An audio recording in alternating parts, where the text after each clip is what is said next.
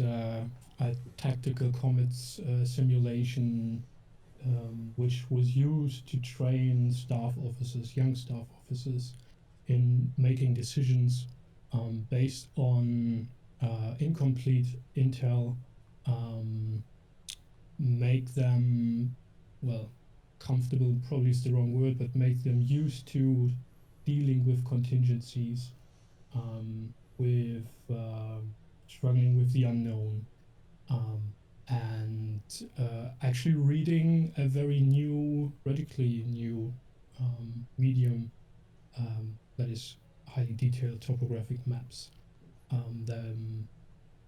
The original Kriegsspiel maps were 1 to 8,000. We are today using one that is 1 to 20,000, but still good enough to use that.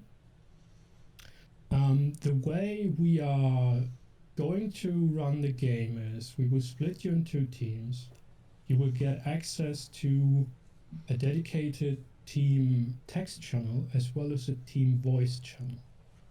Your team can then join the voice channel, and in your text channel you will find a briefing. You will find a link to a tabletop simulator module if you want to use that. You may all join the same table if you want to. Otherwise there will be a map for you to use, an overview of the forces you have available, the situation will be described, and your objective.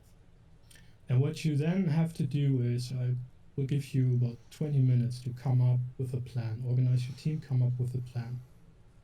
Submit that plan in your team text channel, and then on the umpire table, I'm today supported by assistant umpires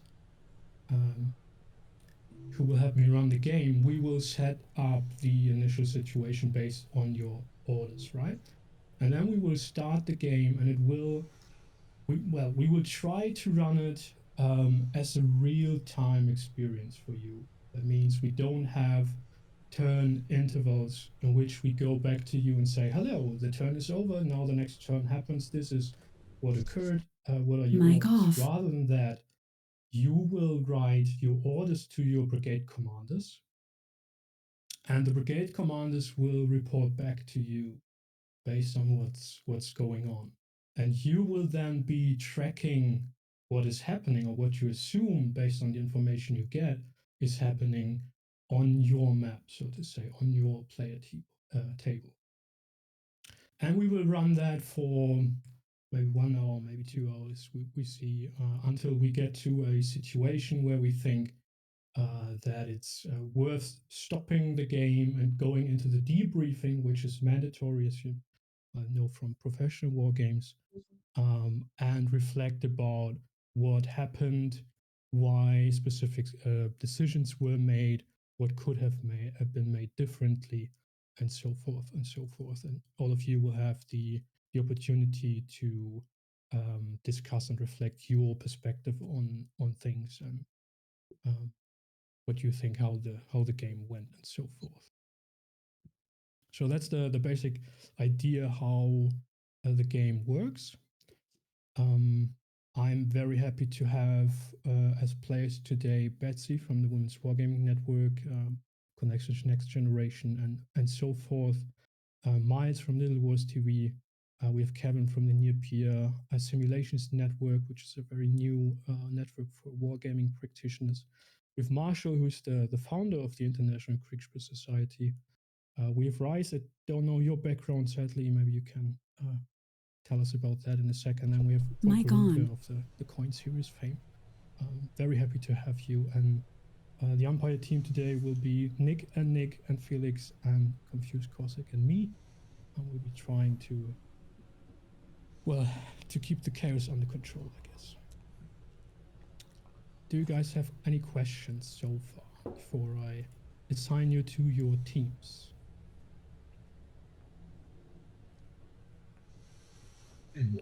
Jan, it sounds like we don't have to have tabletop simulator to see the situation. Yes, that is correct. I've made sure that at least one of the players on both teams has tabletop simulator, so can run the table and push pieces around if you want to do that. and can then stream that to the voice channel you'll be using with your team.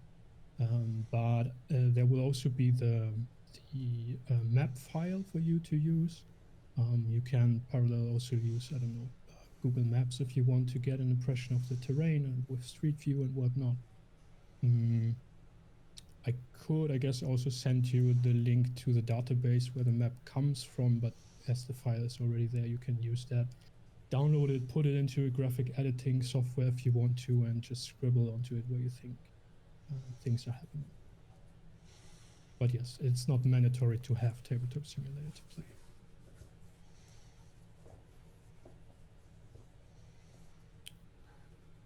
All right.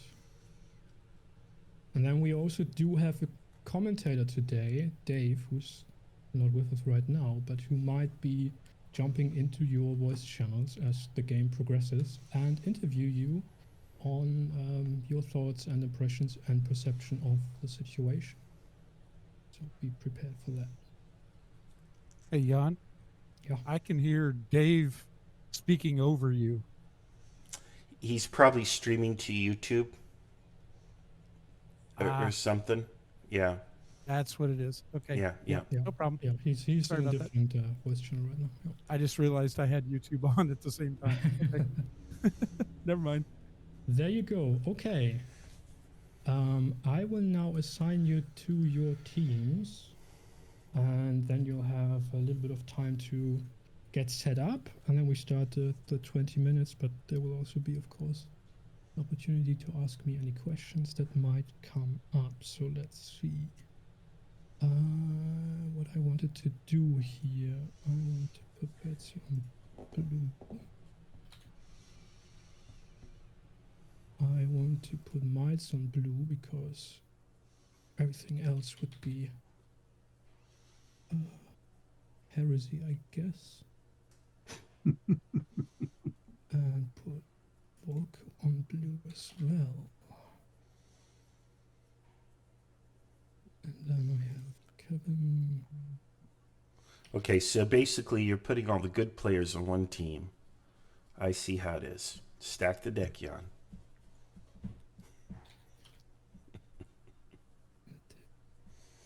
And Rise on red as well. This might be a stupid question, but since it's going to be ran in real time when we're looking at, time and distance factors for our orders, are we doing it? Is this like mainly a tactical fight, I guess? Yes. Okay. And there is some... So the person on your team which has Tabletop Simulator will be able to tell you how far units can move. There will be an overlay grid on the map, which each of the grids is 100 paces. And then if you hover over the unit piece, it says, well, infantry can move so many paces, right? So that might help you measure the distance. And if you use the measuring tool, if you have that set to grid in Tabletop Simulator, you can also measure that. It should be one grid measurement, should be 100 paces. And I can help with that with Yes. my team. Perfect. So you should now have access to either blue or red invitational text channel, as well as blue and red invitational voice channel. Please split up into your teams. Take a look at the text channel. I will be checking in with both of the teams if there are any questions to get you set up, and then we start the planning time. All right. Okay. Heading out. Perfect. Good luck, everyone. Good luck. Good luck.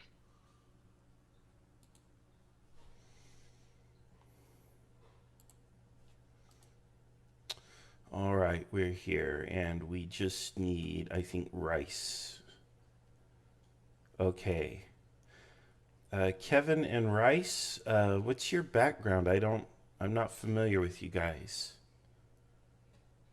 I'm his parole officer. You're a what? I'm his parole officer. Oh, okay. Yeah, yeah, I get it. I understand. Yeah. Oh, Yeah. mistake. No, so me and Kevin, well, obviously Kevin does both professional and hobbyist wargaming, and I do hobbyist wargaming, and I also do a little bit of war game development as kind of not as a primary job, but as a side thing at the moment. Okay, it sounds like we have some similar backgrounds. I don't do pro, but I've done some war game development as well. Got my name on a few rule books. I published a couple of rule sets for Kriegsspiel. I started this circus, so yeah. Okay, so I think we all know kind of where we're at and what we're doing, which is good. Yeah, this will be my first Kriegsspiel, actually. I know what the methodology is. I've just never played one, so. Yeah, you're going to do great because you don't have to worry about rules. You just worry about tactics. Yeah. You know. So about an hour and 45 minutes into the game, a cannonball is going to come flying and take my head off. And what I mean is I have to go. So just to let you know, I think Kevin said earlier, but that I just want to remind everyone. Okay, no worries. Okay, I'm trying to do something. log into my Steam account on here, and it wants a code. Oh, you know what? It's a different account. All right. All right, there we are, and there it is. 5WV.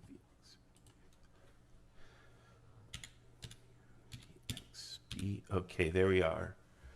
Okay, now I'll have the module. Do you guys have Tabletop Simulator? I do. Yeah. I've got the module installed. Okay, both of you? Kevin? I don't have the module, I don't believe. Okay, so you just need the module. Are you able to get it?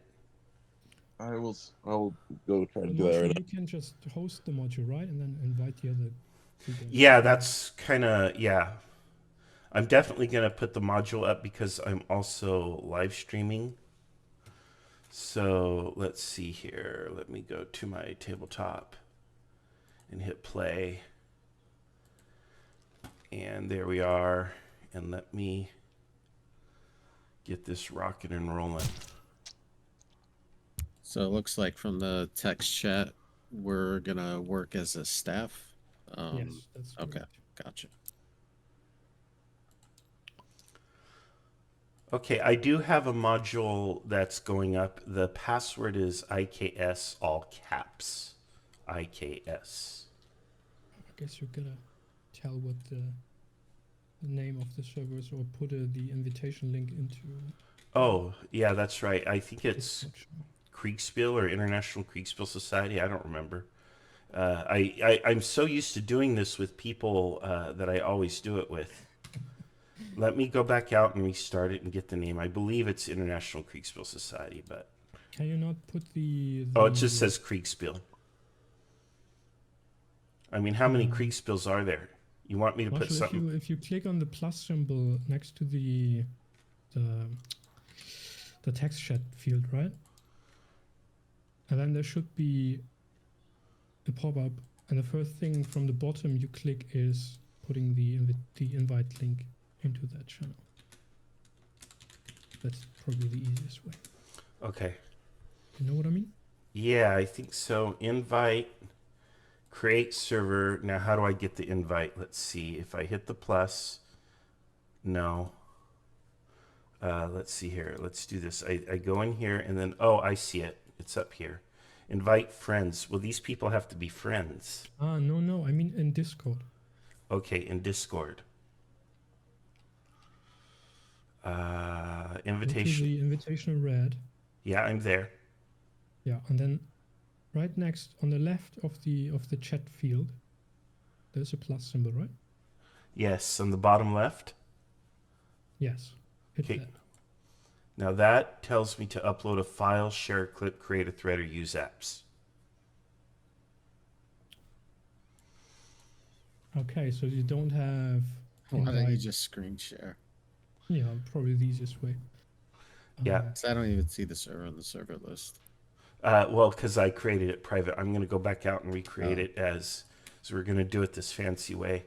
I've got some tech skills I need to learn, and I apologize. Let's go ahead and make it public. The name is Kriegsspiel, and the password is IKS, all capital. And the reason I set a password is we just don't want someone random to pop in. I mean, that should be obvious. And here we are. I'm in here, so... I guess you can additionally also share your screen, whatever is Yes, I can. Yes, I can. But if most you... feasible to use so that you can start planning process. Okay, yep. Yeah, he's gonna have to because I still don't see it in All the right. server names. You might have to refresh. Have you guys read the briefing? Yeah. Okay.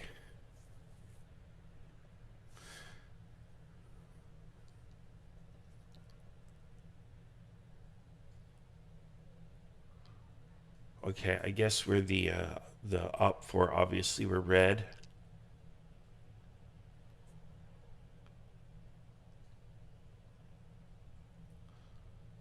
Coordinating the main effort of the army.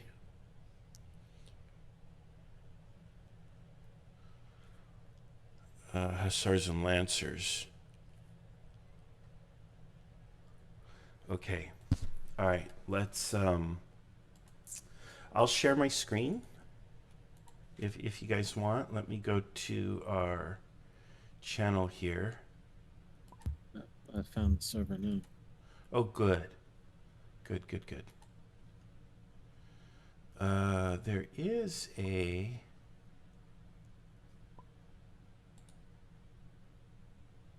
Oh, you're both here. Okay, that's perfect. Okay, then I don't have to worry about sharing the channel. Let me go back to my briefing so I know what I'm doing. Oh, that's a joke because even if I read the briefing, I still don't know what I'm doing. Achilles can testify to that.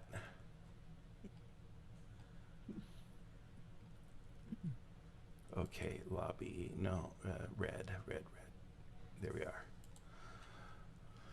Okay, so it looks like we've got a few commands here. Do you guys have any preference for your commands? Does anybody want to be commander-in-chief? I'd prefer not to have a too pivotal position because I'm gonna have to go kind of halfway through the game. So, All right, why don't you take one of the infantry, I suppose, and then the other one of you take the other infantry, and we'll figure it out. And I'll just have to position myself near the other infantry when the cannonball comes roaring in. We'll figure it out. But in any case, I like running cavalry because I pretend that I know what I'm doing when I run cavalry. And then I've got artillery here and the supply trains, so we've got all this. Okay, so the general situation is that Bonaparte's vanguard is arriving. Where's this river at? Is it right? No. We got to find... Oh, here it is, yeah. This river from the south, and the objective is to take the crossroads at Rivoli. So let me get some ink on the map here so we can kind of visualize what we're supposed to be doing. So let's find Rivoli. Here it is, and we're supposed to take the crossroads here. So I imagine that's this area here. We need to control this area here. And block the road to the south in order to stop the French. Okay, develop an initial plan and issue orders. So where is our start position? Do we tell him where we want to start? is our sharp position? So wait, the brief is. Are we saying in the defense or is this an attack? It Or looks is that like leading it looks engagement? like we're on the defense. Okay. But whether we actually defend or attack is up to us. Like we can make a spoiling attack or something. That's You true. know, there's no rules in terms of we have to sit here and wait for him to pick us off Well, piecemeal. yeah. I was mostly thinking in terms of our ability to deploy. Obviously, there's some very convenient natural choke points here for us. So, Yeah, I see that right there. Let me ask Jan real quick. because I mean, if we control that, I mean, it's going to be really hard for them to get through there. If we Yeah. set I'm gonna draw some lines on the map real quick. Yeah, because we also, he could also flank left here. He'd still have a hard time getting in there, but that road network, like, it looks like he could easily bypass us on that road to the left. Like, So he doesn't have what's to hit their- us at Rivoli at all. So why is that not the only land terrain objective? Well, it is, but Rivoli's only important because it's a crossroads, as I understand it. So if I'm Napoleon and I see a strong force at Rivoli and I want to bypass you, I would just bypass around to the left. I agree. I'm just trying to suss out the scoring here how this game's trying to be played here, because it's like if we just have to hold Rivoli, okay, well that's not that hard. We can excuse me. We could find a way to do that very manageably, and I manage that right. If we're trying to prevent them from like going north, then that's a bit of a different challenge. I mean, we could do that. But... What is the question? Jan, where can we deploy, please? What are our deployment limits? Well, so you're basically coming down the roads that are leading to the south through those mountains. So at Pesina and Caprino.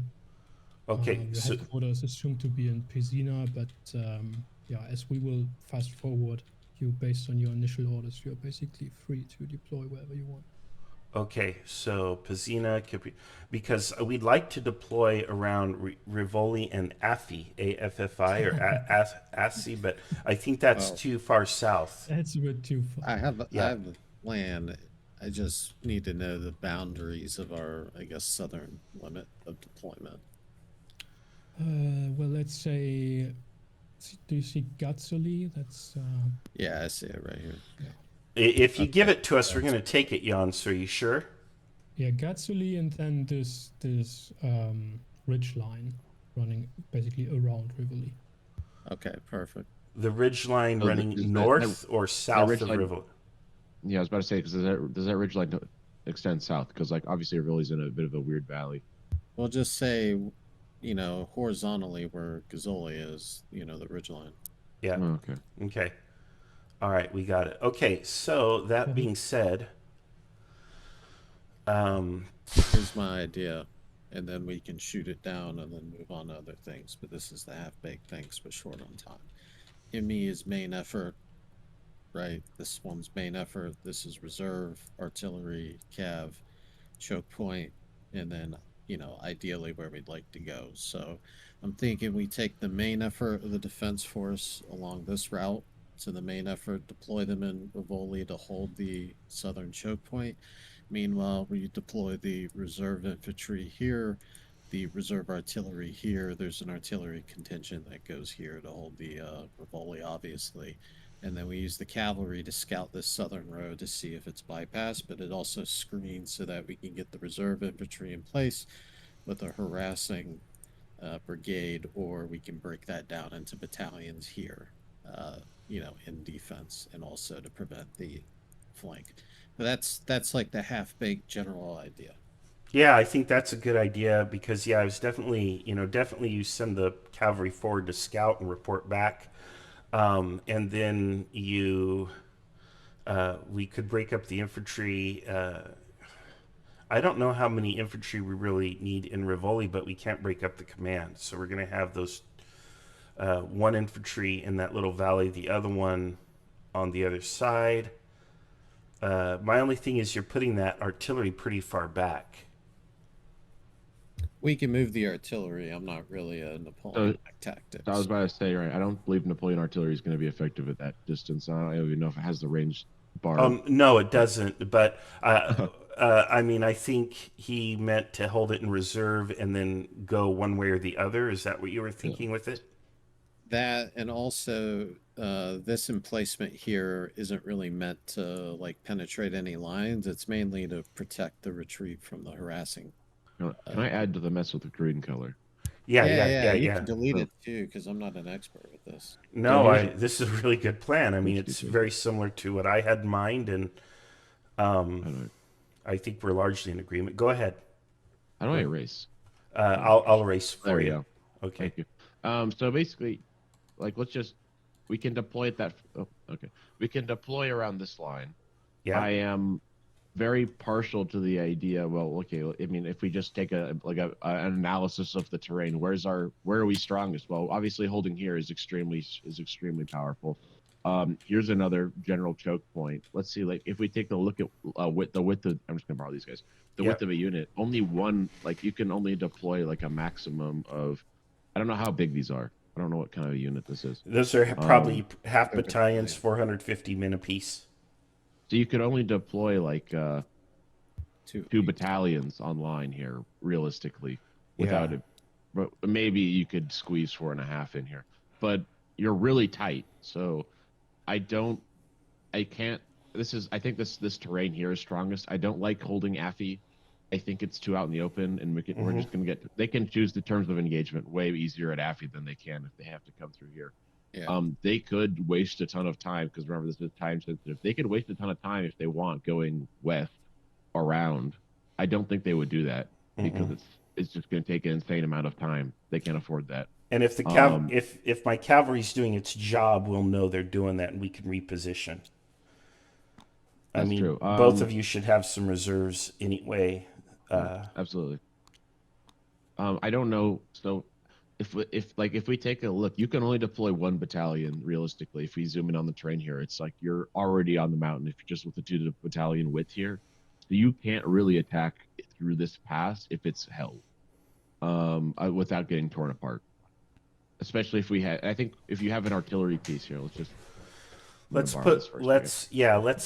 don't I farm out the artillery to both of you? Give you both. I'm partial to giving it a biased deployment to the artillery because I think obviously like if our primary objective is Rivoli, then I'm going to be shocked if that's not where they focus.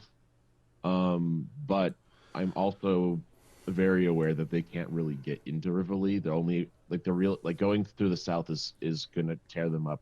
There's a mountain pass here, but that's very risky because it's really tight. You can't deploy that. So I think we should have a reserve unit just to keep that in check. Well, put your 12-pounders online and support. Have your 8-pounders to move a little more quickly. And then when we find the enemy's committed, we can then put in the 8-pounders or reposition them. So I think ultimately, like when I'm thinking of things that need to be defended, this is the way they could ingress. These are 2 ways they could ingress, and then everything else I don't care about because they could go to the east. Actually, so I would like to have a reserve in Rivoli to counter the possibility of them trying to long march their way through here like Mao. Who's gonna position themselves in the little Rivoli Valley there? Who wants that command? I'll take it. Okay. Yeah, I'm partial to the valley anyways. Okay. Anyways, in the west, and I'm sorry for just kind of running over everyone. It's just we have 20 minutes, so I just want to make sure I get all my thoughts out here. Because of this choke point, we're going to be strong. Wait, how long is the distance? Is it 1 inch is 100 meters or something? 1 grid square is 100 paces. Okay, so it's like 100 feet. So 3 is like 100 meters. Okay, roughly. Yeah. And that's about 8 centimeters. So like about 8 centimeters is 100 meters. So, I think press 1. Press the number 1 on your keyboard. If you want to red rook. Yeah, there you go. Anyway, so I'm thinking that line I just drew here, I'll delete this other one, might be strong because they have to really canalize themselves to get in there. But the thing I don't like about that terrain feature is that we're also pretty canalized. I think it will limit their ability. I'm sure they'll have more people than us, more forces than us. So I'm almost thinking that it might be smarter to even have this line go back a little bit because we want to be able to extend the amount that we can take on them, but we're really only be able to engage 100 meters out effectively. I guess because of this is like their. I'm gonna change my color here. So this is where I expect their maximum deployment to really be, which if you can see the difference in length of lines there, that gives us a pretty good advantage, especially considering the fact that we'll have artillery online. Yeah. And they'll have to roll into position. And if it's precarious, we could back off too. And it's gonna and still have a pretty strong advantage. Well, yeah, and that's the thing is if they break through one or either of these defenses, both of you or any of us should call a retreat. And in which case, our line of retreat, I think, would be to Caprino or Piscina. I don't know where you go. You get up into those mountains. I don't know what our line of communication is back to home. But, once we call a retreat, they'll probably call the game. So I don't think we have to worry about that. But yeah, I'm not one of these people who likes to play where you just push all your pieces to the middle and fight. And if you're losing, you push harder. No, if we're in a losing situation, we need to preserve our force. And to me, that's how you win, actually. So I think we have a very strong defensive position. The plan is proposed. We do have to watch those passes, but since you're going to be in that valley, that little Rivoli Valley, you know what to look for. I will be on the left side along that little, Tasso River or whatever. I'll establish a headquarters somewhere. And then I'm going to push the Hussars forward on the left and the center. And when I say left, I mean left on the map, the west side.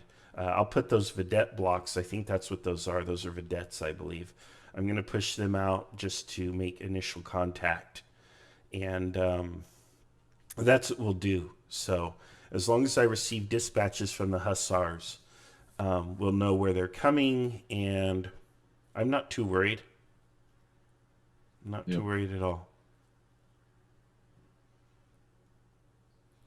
What they're going to have to do is they're going to have to stack up and try to punch through one line or the other. Now, here's the other thing. If they do that, if they stack up at one or the other, we could then flank from the other side. Yeah. And reserve positions. What's that? Said I'm looking at reserve positions just in case I need to kind of withdraw. Yes, absolutely. But yeah, that's the thing. If one of us, for any reason, calls a withdrawal or retreat, then we need to issue change of mission orders and withdraw. He changed thickness. How do you what? I'm gonna draw a box for where I'm looking at artillery positions, and I'm thinking that this kind of oh my god, that's so huge. That kind of okay, you can change when you select your color.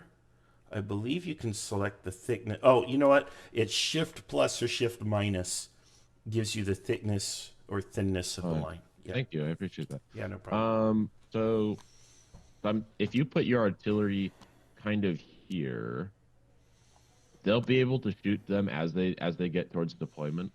So, I'm not. Do you know the range on our artillery? I don't know the range on the artillery. Actually, I don't because it varied so much. Your 12-pounders are going to shoot further. Okay, your 8-pounders are going to be smaller and lighter and maybe move a little faster.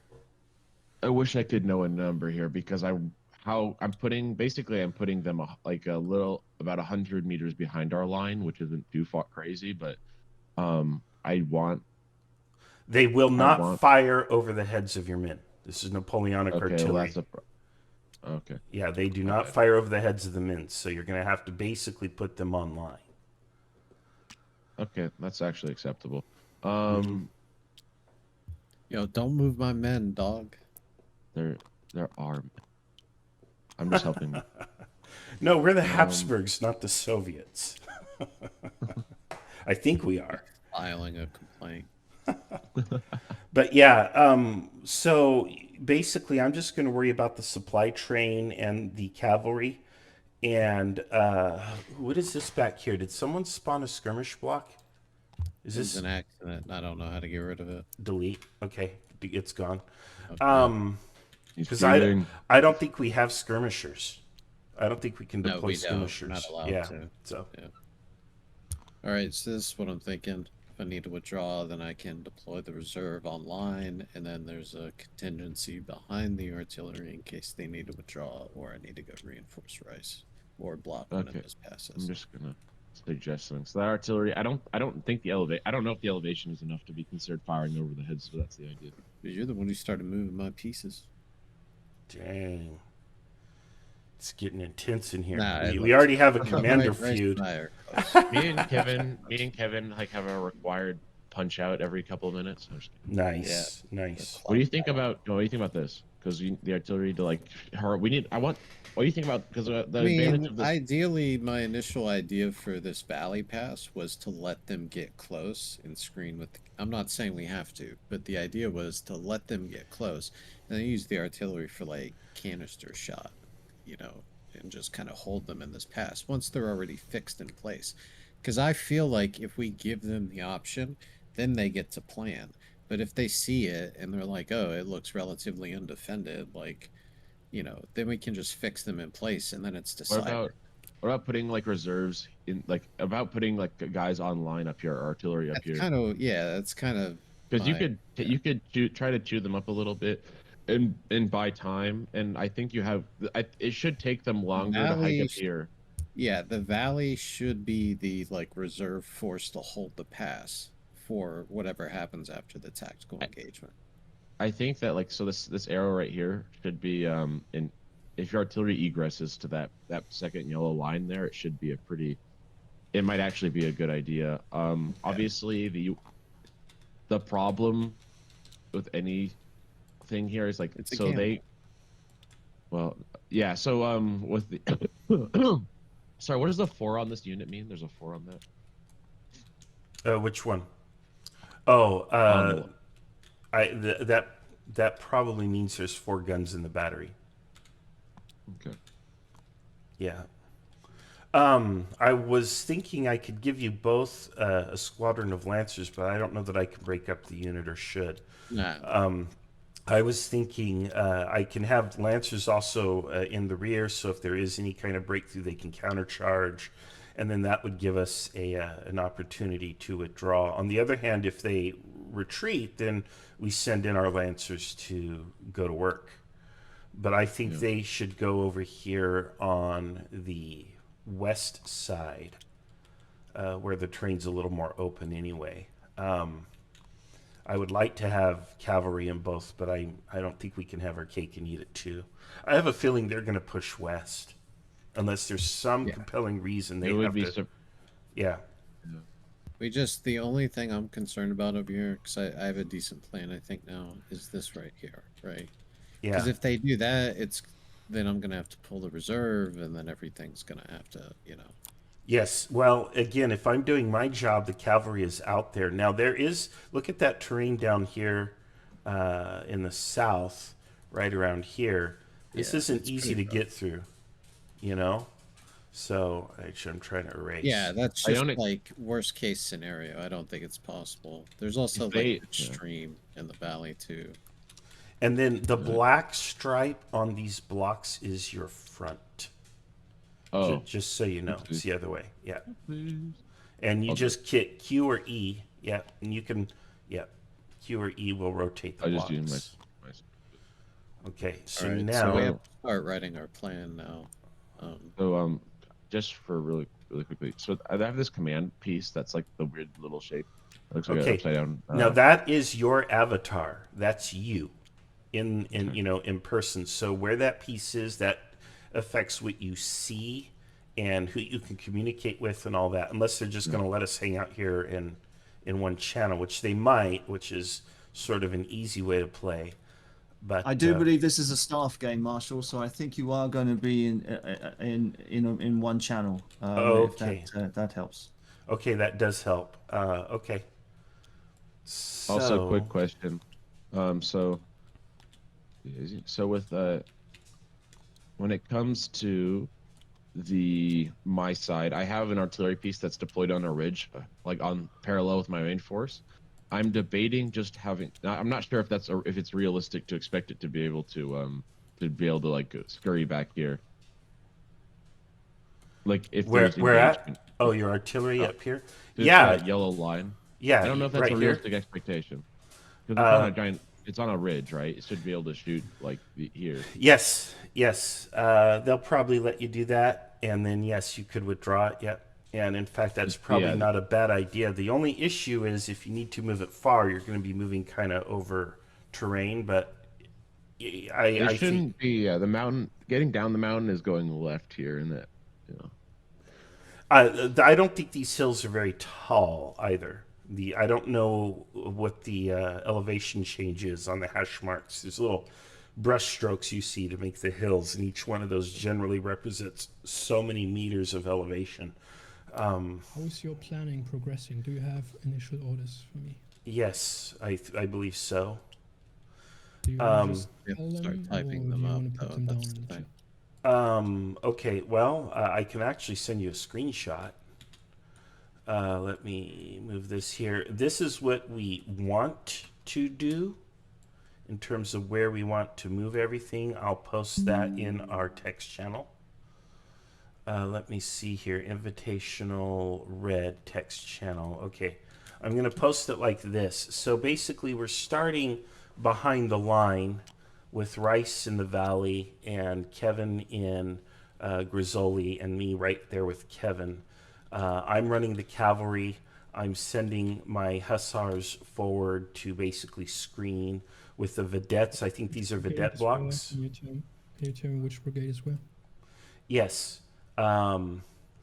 Okay. I can actually screenshot that as well. Just quickly tell me. Okay. So let's start at the bottom. One, Erodi or whatever, Erodi, will be, his objective is to move south of San Pietro, which is on the right. Let's see here. You might want to join our table. And then he's got a vedette out front. Do you see that? I'm going to share my screen, so you have that option as well to look at it. So the Yeah, whole regiment I'd is well prefer- out there in the valley south. Yeah, I see that. I see that. I prefer that you look at it because our what's it called, our deployment's quite specific to the terrain. Yeah, I did post a screenshot in the channel, and then I am live streaming. Number 2 will be somewhere between Canova and Mott, M-O-T-T-E. Number I have 3, that. number I have that, 3 I have will be. I'm sorry, what? I have that. Please Okay. tell me where you put the infantry. Oh, okay. The infantry is going to go. Well, go ahead. I'll let the infantry guys speak. Kevin. Kevin, you want to start? Yeah, so 2 Huff and 3 Huff is going to be deployed in the valley. It's in the choke point south of, I think that's Tasso. And there are 6 battalions total. And then to the east of them, the artillery on the ridge is 8 leader with 4 guns and 12, I think that's LBR as well, pounders with 4 guns. 12 pounders. And which of the infantry brigades was that? Kubus or the other one? Liptai, or what is it? 2 Huff and 3 Huff is to the west of that. To the southeast of the artillery is Liptai, 1. Okay. Okay. Got it. And then to the north of all that in reserve is half of one of those brigades. It's 3 Dom.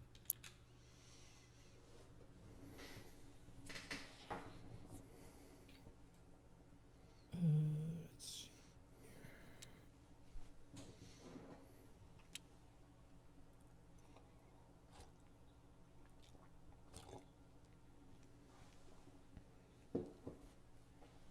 This brigade is supposed to get in there. Okay. If It not, is then all- I can just do a battalion behind a battalion. Does have some. Where are the lances?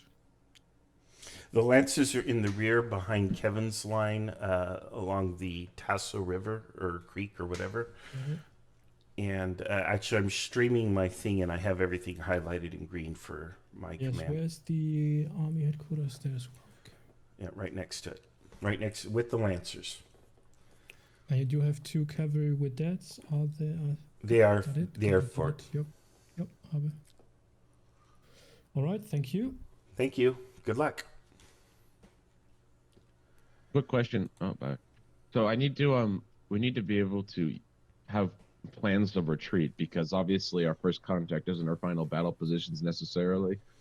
I'm a bit concerned with on Kevin's side, like if they how they choose to fight here is concerning. So Yeah, we're well, gonna have to be more reactive than not. or proactive. I hate being reactive, but we are on the defense. But Yeah. I'm the reason I chose reactive. I would love to being by choosing these positions. I do think we're being proactive, but in the sense being reactive, we have to. If they choose to challenge north or like this area, we have to do something about that. Like we can't just because that's our sure. weakest point. Obviously they have obstacles, obstacle 1, obstacle 2, plus the artillery should egress back there.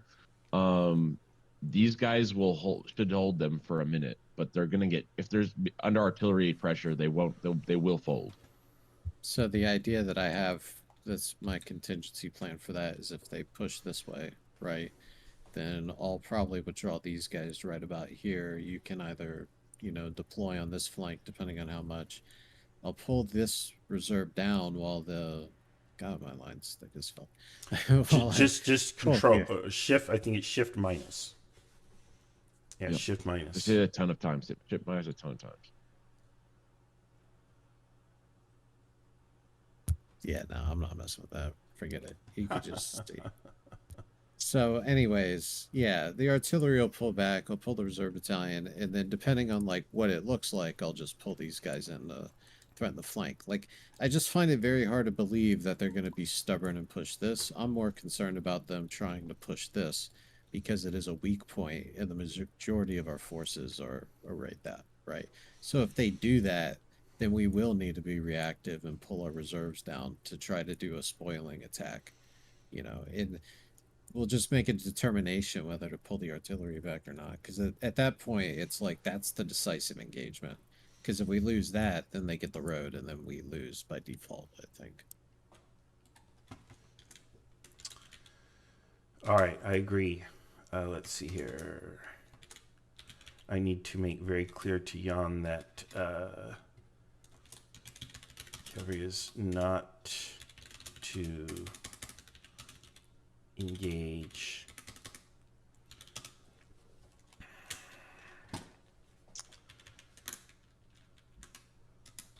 only to. My biggest concern in this game is that like our troops don't run away, and because whatever happens with the empires, and we just get torn up, like our screen gets torn up in the initial phase. That's my concern about the choke points as I'm thinking about it, because the limited amount of information I know about this time period is like it wasn't accuracy, it's just volume of fire. Well, So that's the point. Well, yeah, but if they've got 1,000 men in front of 200 dudes holding a choke point, then like it's a central target, right? The thing is, right, like we've chosen our choke points in such a way that we will always have a numerical advantage to them. And no, you're right. One thing that's great about our left choke point is that they can't, if they just full commit to attacking the left, then they have to keep a reserve to not let them get completely encircled by your guys on the ridge. So like they're already taking away forces from the leftmost push to hold that. And then not only do they have to take away forces to present, like, okay, let me just draw this out because it's like a little complicated. It's like this is their biggest threat. If they're attacking here, they have to keep our reserve to deal with this. These guys right here. If they see it. Yeah, okay. Well, if they don't see it, they're even worse off. I'm thinking best case scenario for them. Right? I'm trying to in planning in the scenario in which they have the best situation, they will see them and they'll be like, you know what, we're not gonna do that. Another problem with this pass, and it's not, unfortunately, it's narrow. We deployed in the best spot where like we have the ability to deploy that this far. They can't, like their limits here, so they can't reach our width. If you understand what I'm saying. Yeah. Like so they're gonna be in a stand-up fight with those guys. They're gonna be in a disadvantage. Already. Now the only problem I have is you've got all those troops online and you don't have reserves behind them. Yeah, but they're not meant to, in my mind, right? Like for the enemy to get that far to weaken us to the point of that being an issue, they would have bypassed the artillery shooting at them and the people on the flank shooting at them. So the idea is by the time we make that determination that okay, this is where they're attacking, we would have already been reactive, like Rice had said. And In all like, fairness, though, this is Napoleonic warfare. Like working on the assumption that you'll be able to move people at any speed or be able to like relay orders reliably, excuse me, is going to be. We'll see if that bites us in the ass. It might sure, not. yeah, but it might work both ways, right? Yeah. They might get bogged down by the engagement before they even reach the line. I'm a big fan of doing things that they're not going to like, doing things they don't necessarily expect us to do. For example, they're probably expecting us to sit here and be defensive. If, we counterattack at one side or the other, or even just demonstrate and threaten, we immediately start throwing their plan off balance, and then they have to improvise on the fly. And the more they have to improvise on the fly, the more likely they are to make a mistake, which we can then exploit. So, So I agree, Moses. So like you see, I think the only realistic counterattack force that we could use is these guys. Or these guys, depending on where they attack. well, yeah, one side or the other, yeah. That reserve back there My in forces are Rivoli not. is, yeah. They're because Rivoli is our primary objective, and I'm gonna mark our primary objective area with purple. Well, we know. I'm gonna we know it's there. Yeah. Well, actually, no. Oh, yeah, you're right. Why would I do that? Anyways, what is it? Yeah, like I want those guys there because if they decide to like the snake through here, and I'm not gonna. I don't know if I'll be able to move these guys. I should be able to beat them, but still fast enough, you know. I don't expect. Yeah, I don't expect anyone here to be gamey and be like, "Oh, we're going to move around the very edge of the map," kind of a thing. I think as professional practitioners and people who like Kriegsspiel, we're going to play more or less realistically, which means we're going to be inside the box a little bit, but within the box there's still wiggle room. So, but yeah, they're not going to be out there on the edge of the map or anything too crazy. I don't think so. I don't like when people play like that. I hate that, man. It's all they want to do is win, and they don't want to have a good experience or learn. I think if I was the enemy, I'd cross the river here, and then we take this road. Yeah, I don't think they're going to do that. The thing is I'm just kidding. The cavalry should spot that, and then they would. Now this is one of those things where what do you do when it all goes to hell? And we might be in a situation where our best laid plans are just completely scrapped. Total Clausewitz moment, right? Whoever that guy was. But all we could do at this point is wait and see. The die is cast, so let's see what happens.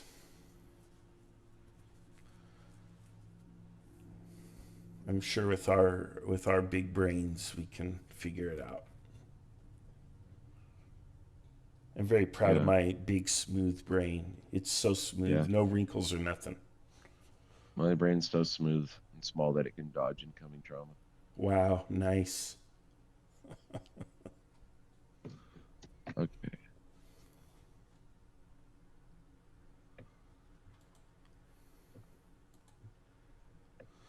All right, the game is starting.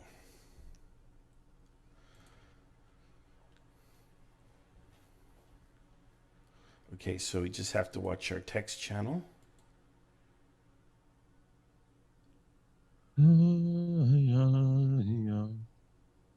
My biggest, I think my concern right now is like I don't know if you look at I just started on purple. I don't know if having the CNC that far away from any unit is going to be good because we don't think it's good. It's going to take time for it to do any orders. Well, again, the Rivoli position is very straightforward. The reserve, which is the Lancers, I think the more dynamic stuff is going to be on the left. I mean, that's what I'm talking about. Is Rooks' command and control. I was thinking like if it was here, I'm not going to touch it, but if it was here, for example, then it could issue. I don't know if we're allowed to move it at this point, but yeah, no, that's a good idea. You could do that. You talking about moving yourself or moving? I could put it without it being like You put it wherever. Yeah, you put it wherever you want. Yeah. I'm just worried that it's like if we detect if they I don't know how because this like again this is my first like Kriegsspiel in so long that like I don't really remember how fast things move. So like if they're moving, like if they're able to go from here to here in one turn, then like we need to be able to immediately like, do something about it. No, they'll probably go like 4 squares in a turn if they're marching in road on a Yeah, column. they're each 100 or 100 paces. Yeah. Okay. So, and now I don't know how long the turns are, but they could It's- go. 2-minute turns, I believe, Marshall. But how's it going Oh, it's going now that fantastic. looks like we've started? Yeah. I'm So feeling pretty comfortable. the cavalry should, if the cavalry does its job, it's going to see for us, and we're going to see right away what they're trying to do. So, yeah, the cavalry has to do its job. If it doesn't do its job, then I guess we're going to eat horse burger for dinner. Who are you playing? They're already Marshall? doing that. Let me see. I think I'm playing me. I don't know who I'm playing. I'm supposedly this guy here on the left, Alvinsky or whatever, but we're really playing as a staff. So that's really just kind of the headquarter avatar. We're all kind of playing co-equal. I'm not giving too many orders. I don't think we're just, just kind of sitting around the table and doing it together. Kind of like we're probably going to end up doing next Saturday to some degree. What's your actual objective, Marshall? We're supposed to hold the Rivoli Valley. That crossroads, to be exact. There's a crossroads there behind Rivoli, and it's my understanding we're supposed to hold that. But my problem with that is an enemy. I don't see why a person has to take Rivoli at all. They could bypass it to the left. So they've got options, and we want to make sure they don't bypass to the left. In fact, we're almost expecting them to do it. Because getting to that pass at the bottom of the valley there to get to Rivoli is going to be really tough. Such a small frontage. So I'm kind of do you know if confused you're- by what we've been told a second ago. I'm sorry to interrupt the other people here, but is he suggesting that there's enemies in the valley that we wish to deploy? okay, we have I'm a just not sure what he means. we have a report. The report to Army headquarters at 3 p.m. says vedettes encountered French vedettes blocking the valley north of Affy. There means they'd seems be to be a blocking division here? deployed. I From mean, they'd be Lip- blocking. okay, In so the document, sorry. okay, so if you take a look at Invitational Red Text Channel, you'll see a screenshot. And the screenshot, Yeah, no, I see it. I read it. yeah. So that is where we're at. So it looks like they may already be up this valley or a certain Yeah. way. So it looks like there's a division deployed. I don't know what that If they means. have a division, if they have a division deployed, then they likely, because you cannot deploy a division here. You'd have to be like right here. Yeah, well, we don't have eyes on it. So what we need to do is, okay, and we've got, Because we have a division in our planning where we put that's a division. I'm Gazio. confused now. No, that's okay. That's okay. I'll sort it out. I'm going to put everything on the map the way it is, more or less in the screenshot. I don't know where this other supply train is. That's kind of missing out there. But this here is here. And then these units here are in column along this road here. So you're not in this position at all. You're in column on the road like that. Okay. And then we've got a couple of guns. These guns are here. Right around here, I believe. No, the Gazzoli. They're right here, actually. Guns are here. Supply train is here. Okay.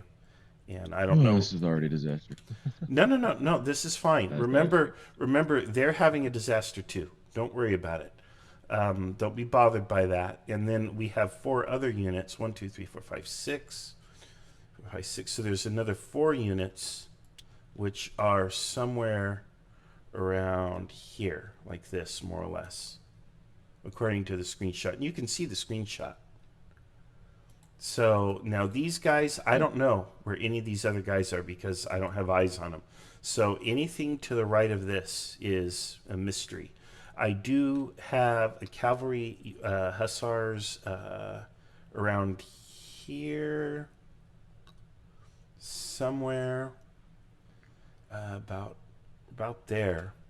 And then I don't know where the rest of my cavalry or vedettes are, but they are not We going haven't to. been notified of that. Yeah, they're not going to make it to where they are supposed to be. So for right now, I'm gonna move them off to the side. And welcome to the fog of war, my friends. So apparently they have a division deployed south of Affy. No, north. North of it? Okay. Let me take a quick look. I just saw, yeah. The valley, the French vedettes are blocking the valley. Okay, so there's French vedettes. So let me grab a French vedette block. Now that's a vedette. That's nothing. That's nothing. Okay, so let me just copy this. Actually, I don't know if this here spawns a... No, it does not. But anyway, I'll just drop it down here. Okay, so north of Affy, we got some vedettes. If there's a division of them and they're blocking the valley, then worst case scenario, they're right here. Yeah.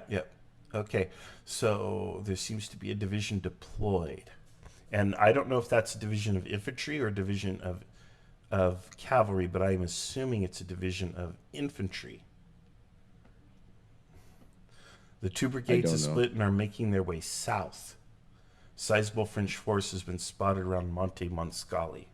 Okay, so we have a large French force around Monte Monscali, which is here. Okay, around. So as you are close. So they are here. So they have definitely chosen to go left, as we anticipated. So they are playing into our plan already. And what we need to do is we need to see where we can draw a line. Now, there is this broad area here, which is bisected by this water feature, it looks like, where we could draw a line, that blue line. And that might be all we can do. I don't want to fall back and try to hold like this, because in such a case, they could just bypass us. I don't know. There's nothing in the briefing that tells me they have to take the Rivoli crossroads. Also, it's one division, so it could just be a distraction. They might not be there in great numbers. So, we might be equal in terms of size. So, I think we push forward with the original plan. I don't think we should change anything yet. But as we make contact with them, we'll have to go online where we can. I don't have any evidence that they're going around this way. Okay? And I will send vedettes or something out that way to the left. I'll send something towards Del Basso just to make sure they're not coming around that way. I'll send a vedette. I don't know that we can afford to continue with the original plan. Just based on, what we don't know in the fog of war. I guess I'm a little confused on how much we could see, how much we can't see. Because I've got one brigade that's clearly pushed up faster than the other brigade has in distance. But then I've lost eyes on, 2 battalions of it. We don't know where the cavalry's at. They've pushed all the way up north of Affy somehow. What? Can I say something really quickly? I think that if we... Okay, so let's just, if we accumulate all of our knowledge, what we know is this, on the left, we know that after this purple line where we're fairly confident that's where they could, there's a good chance they're in that zone. Actually, you know what? I'm going to draw a box of where they're likely, somewhere in this box, right? Well, they could be anywhere south of that line. Here's the thing. Don't let the fog of war mess with your head, because it's powerful, and it will. It's like drinking alcohol. It will mess with your head, and you will think that you're... No, I get that. Yeah. This is a movement to contact is what's happening right now, whereas the original plan was a dug-in defense, right? We can't, I've got 2 battalions that might be moving into an ambush at this point, because we have no idea. That division could be a screening force, so we can't, at least for me in the Valley, I'm not saying Rice doesn't do his plan, but me in the Valley, I've got to change my plan now, because I have no, I might be losing 30% of a brigade right here, just in the next 2 turns. That's Okay, how I'm looking at it. so you have to trust your commanders, which I'm pretty sure the commanders are being botted by the umpires. You have to trust your Okay. commanders to behave intelligently. We do have one option. One option would be to split you off to ride east to Rivoli, but then that means you'd be split off from headquarters and you're going to be out there by yourself. I just don't see how this contingency is making it here, because we're essentially going with the idea that we're going to be able to set up artillery behind what could already be a front line, right? All I'm saying is I would much rather just, okay, let's just go ahead and get into our battle formations, because for all we know, they're going to be filling in and gaining width. Like, we don't know what we're going up against, and we did think that they were going to try to bypass. So this is the most likely and the most dangerous of what we thought they'd do. So for all I know, they're sending the whole army up here, right? And if it turns out to just be a screening force, then okay, I can deal with it after I've already kind of went into my lines of battle. Yeah, I definitely. erased that just for clarity. Sorry. Yeah, definitely. I would try to go online somewhere around here. Well, yeah. I mean, you can issue a contingent order. Now, we don't like it when people issue orders with lots of branching logic, but it's very simple. If you make contact with the enemy, you're going to go into line. Even automatically, they'll do it.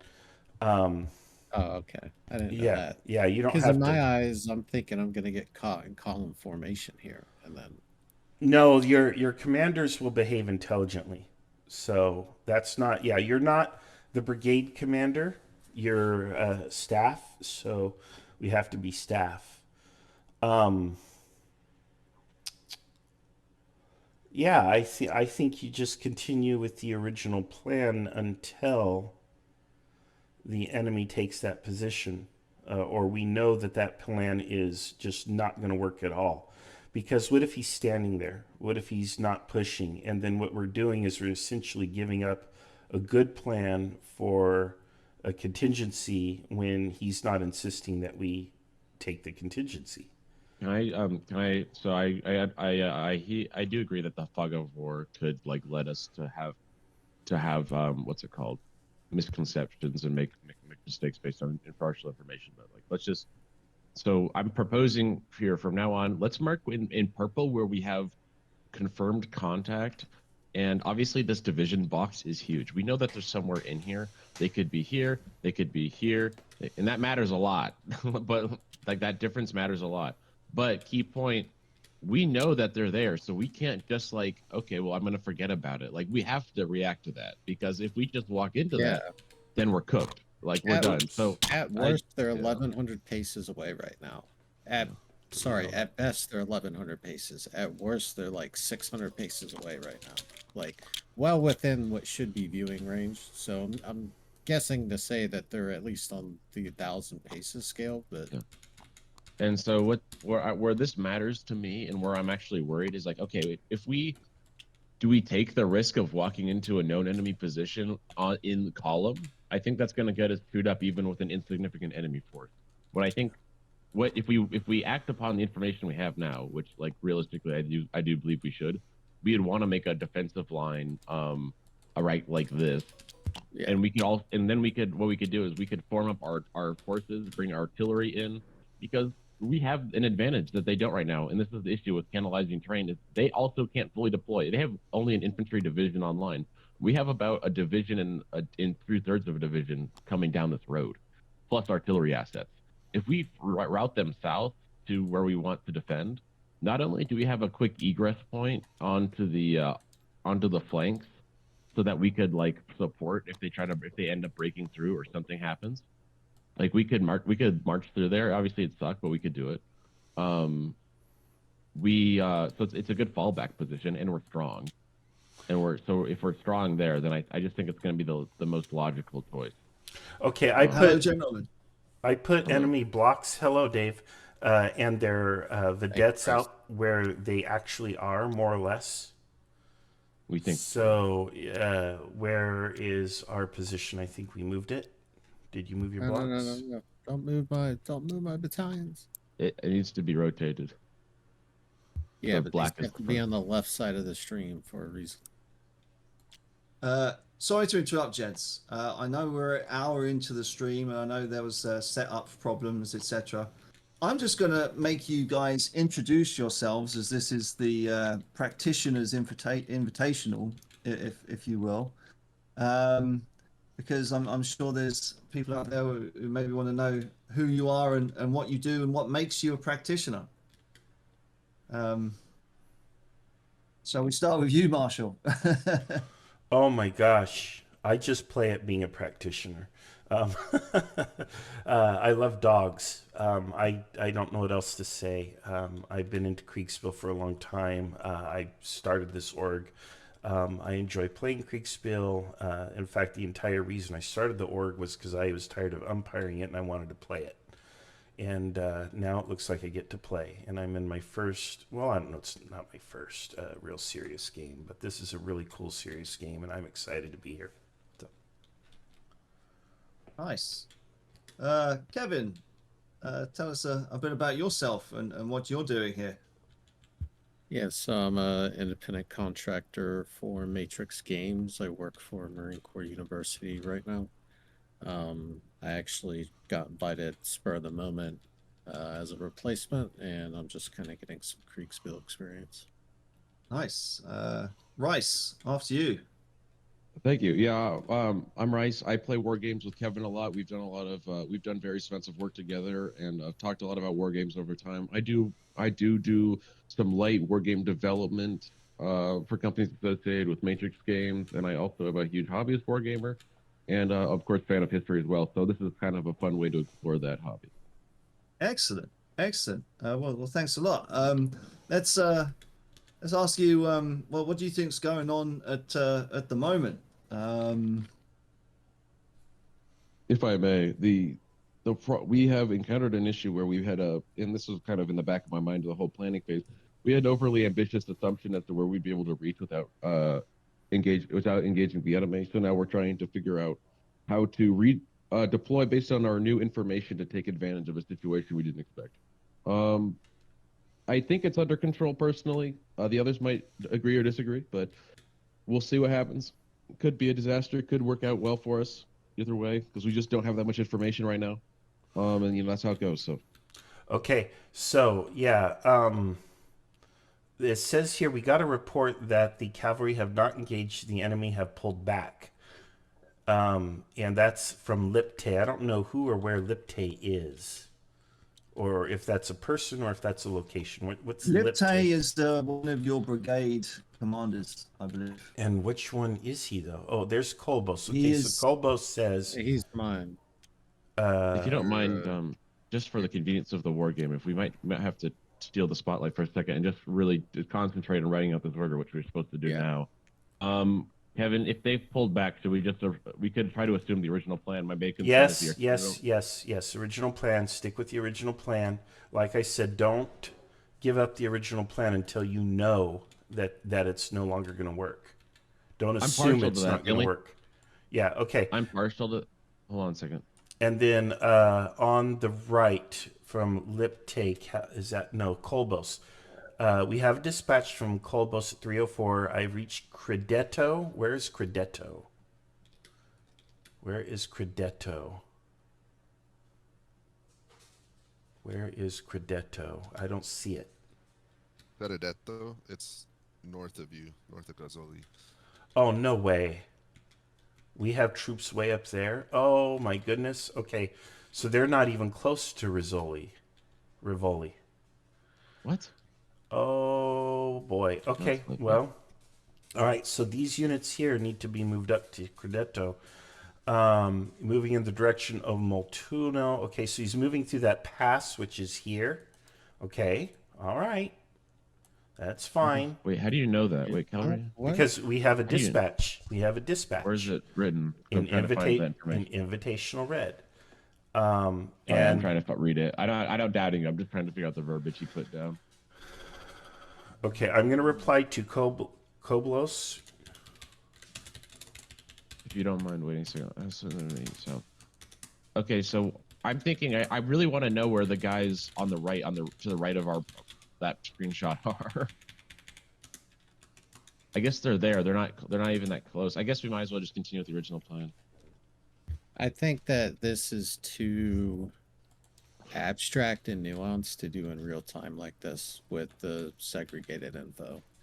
Like, because I'm writing a plan and then I get that like riders are coming in, but to be on a timetable of like 20 minutes and then having to write a frago like 30 seconds before having to submit it is just it's just hard to focus on what's going on as well as trying to get a picture of what's on the map. Yeah, it's challenging. I agree. You get into it and you kind of get the feel for it. It's like riding a bike. So I gave an order to Koblos to continue pushing to the objective for now until we know more. All we know is that the French are further up than we originally planned. So we may end up having to take offensive operations around Rivoli, possibly. So on the left, I think we stick with the original plan, and on the right, there's definitely going to be improvisation. So I think they will have probably already forced that lower pass, and may even be all the way up to Rivoli. So we need to think. That's the overall situation as I understand it. That's the overall picture. So what they're doing on the left is they could be holding. They fell back. They didn't push. So they could just be holding their left flank, while they make the main effort up through Rivoli.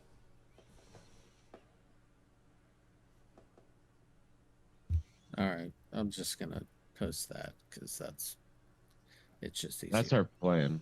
Yeah. So what we need to do as staff is, because let me take a look at our screenshots. What are our screenshots? Yeah, they're staff oriented. Okay. So what we need to do is we need to move to the west. I'm sorry. Yeah, I forgot how to read a map. To the east.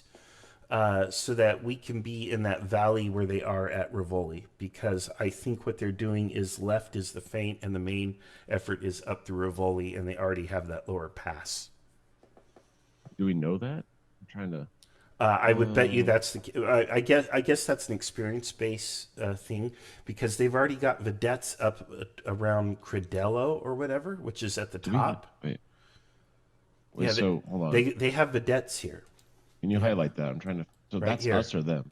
That's both of us. We have a unit pushing through here, and they are facing off with vedettes. What the in fuck? there. Then? I thought this was a defense. Yeah. Okay. I so thought he said wait, hold on, because he said our deployment line was right here, which would put us all the way over here. All right. Let me tell you. Sorry. The test that we face right now is we had a plan, and the plan didn't even launch. It failed to launch because the enemy was far more aggressive or whatever than what we expected. Oh, we started the match on false pretenses. In a way, yes. And so the test is, how do we respond when we're in that situation? We can't respond. They've basically cut off our lines of communication and supply lines. I'm not that pessimistic about it, but well, yeah. Well, No. we don't know. That's what I'm saying. Is there's vedettes, and what do vedettes belong to, right? Like, Yeah, they're cavalry, so it's a small cavalry scouting force. They're only like a few guys on horse. So we're gonna push. I'm just saying, there's a lot of stuff happening that was like. Yeah, it could be mind-boggling. So what we need to do is, you see where I'm drawing, is we need to move the headquarters this way quickly, so that we can rendezvous with this force, which will meet the other force here, and then we'll have eyes on the picture here, which I think is their Schwerpunkt. That's their main effort, and then we can organize this here. I would say on the left we should push as far as we can, or at least probe. I don't think we have to push hard, but just push and see how they react to that. That would be what I would do. I feel I have a very clear image of what's happening, so I'm not worried at all. And as hard as you think this is for you, it's actually hard for them too. It's not hard. It's frustrating. I think Just from expectations. Like, Yeah, not there. that I think it's like poorly ran or anything like that, but it's like, Mm-hmm. so we get this document that's a primer. I read through the document, I read through the briefing, I try to get as prepared as I can for this. And then there's like a monkey wrench that gets thrown into that's just like it's a gameism, right? It's not part of any intelligence report, it's not even a warning. It's like when you load up a scenario and then you push to assault an objective, and then all of a sudden the game spawns enemy forces behind your lines. It's like it's not even a contingency that you could have planned for because nobody told you it was a thing that could happen. And so Mm-hmm. add that to like the positional inaccuracies for me. Like I'm fine with sticking with the original plan only because I feel like I just have an inability to even write a plan for what's being required right now because I don't have the information. I'm reading what's coming into the invitational red channel, but like, you know, I just don't feel like I have any situational awareness. Okay, how about Right. this? So we how That about this? So and we're going to address it. That's what we're addressing immediately. So I'm putting the we blocks out. Go ahead. Go ahead, Kevin. all right, I'm sorry. Or So Rice. we Go ahead. assumed that we were all my assumption when we started the game is that we're okay.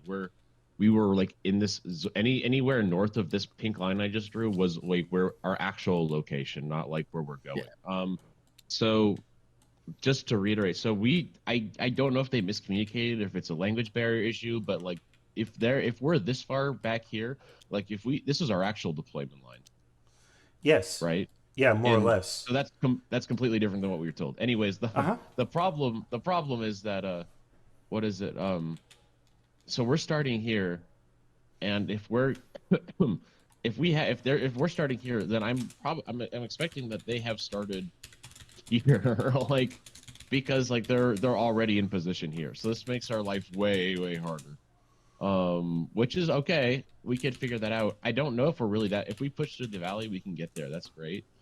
We're gonna have to really we have to if we can get cavalry to bleed east, we need that to happen because we need to figure out what's going on in this valley, the Rivoli Valley, as soon as possible. Yeah, I'll just withdraw my forces then and try to link up with the main army and just hold the pass since I'll be in position, I guess. I mean, I would not withdraw. I think that plays into their hands. I would push. I would agree this push. time. Yeah. If they backed off, then I think it might be worth at least feinting an attack. In worst case scenario, you can egress here and then bleed into the valley. Yeah, I would push, and until you get a sense of how strong they are. If there's not so many, then we know it's a feint, and then you can break off troops to reinforce Rivoli. We still don't know that Rivoli is the Schwerpunkt. We've made an assumption of that, but that might not be true. yeah, I mean, we've got to just settle on a plan anyways so we can go with that. I'm just concerned that our main objective was to hold the crossroads, and I think, like, Well, I think the test is what do you do when your main objective is already lost? Do you fight and retake it, we don't know it. or what do you do? That's the thing. Yeah, Like, exactly. this is the tactical engagement over the crossroads. Exactly. It's So fine. No, it's fine. yeah, I'll let you do the orders, just because I think you know how to do it better than me at this point. sure. Okay, in that case, then we need what is it, Lipte? Okay, Lipte is to push to. I have to go in 30 minutes, by the way. Just FYI. Okay, Lipte is to push to original positions as planned,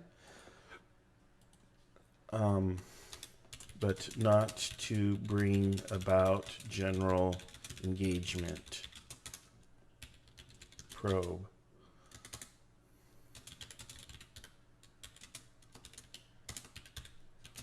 Hold at worst. Okay, there we go. All right, so yeah, so we'll see how that goes. So these units should push down here on the left, and that will give us a better sense of what the enemy is up to and doing.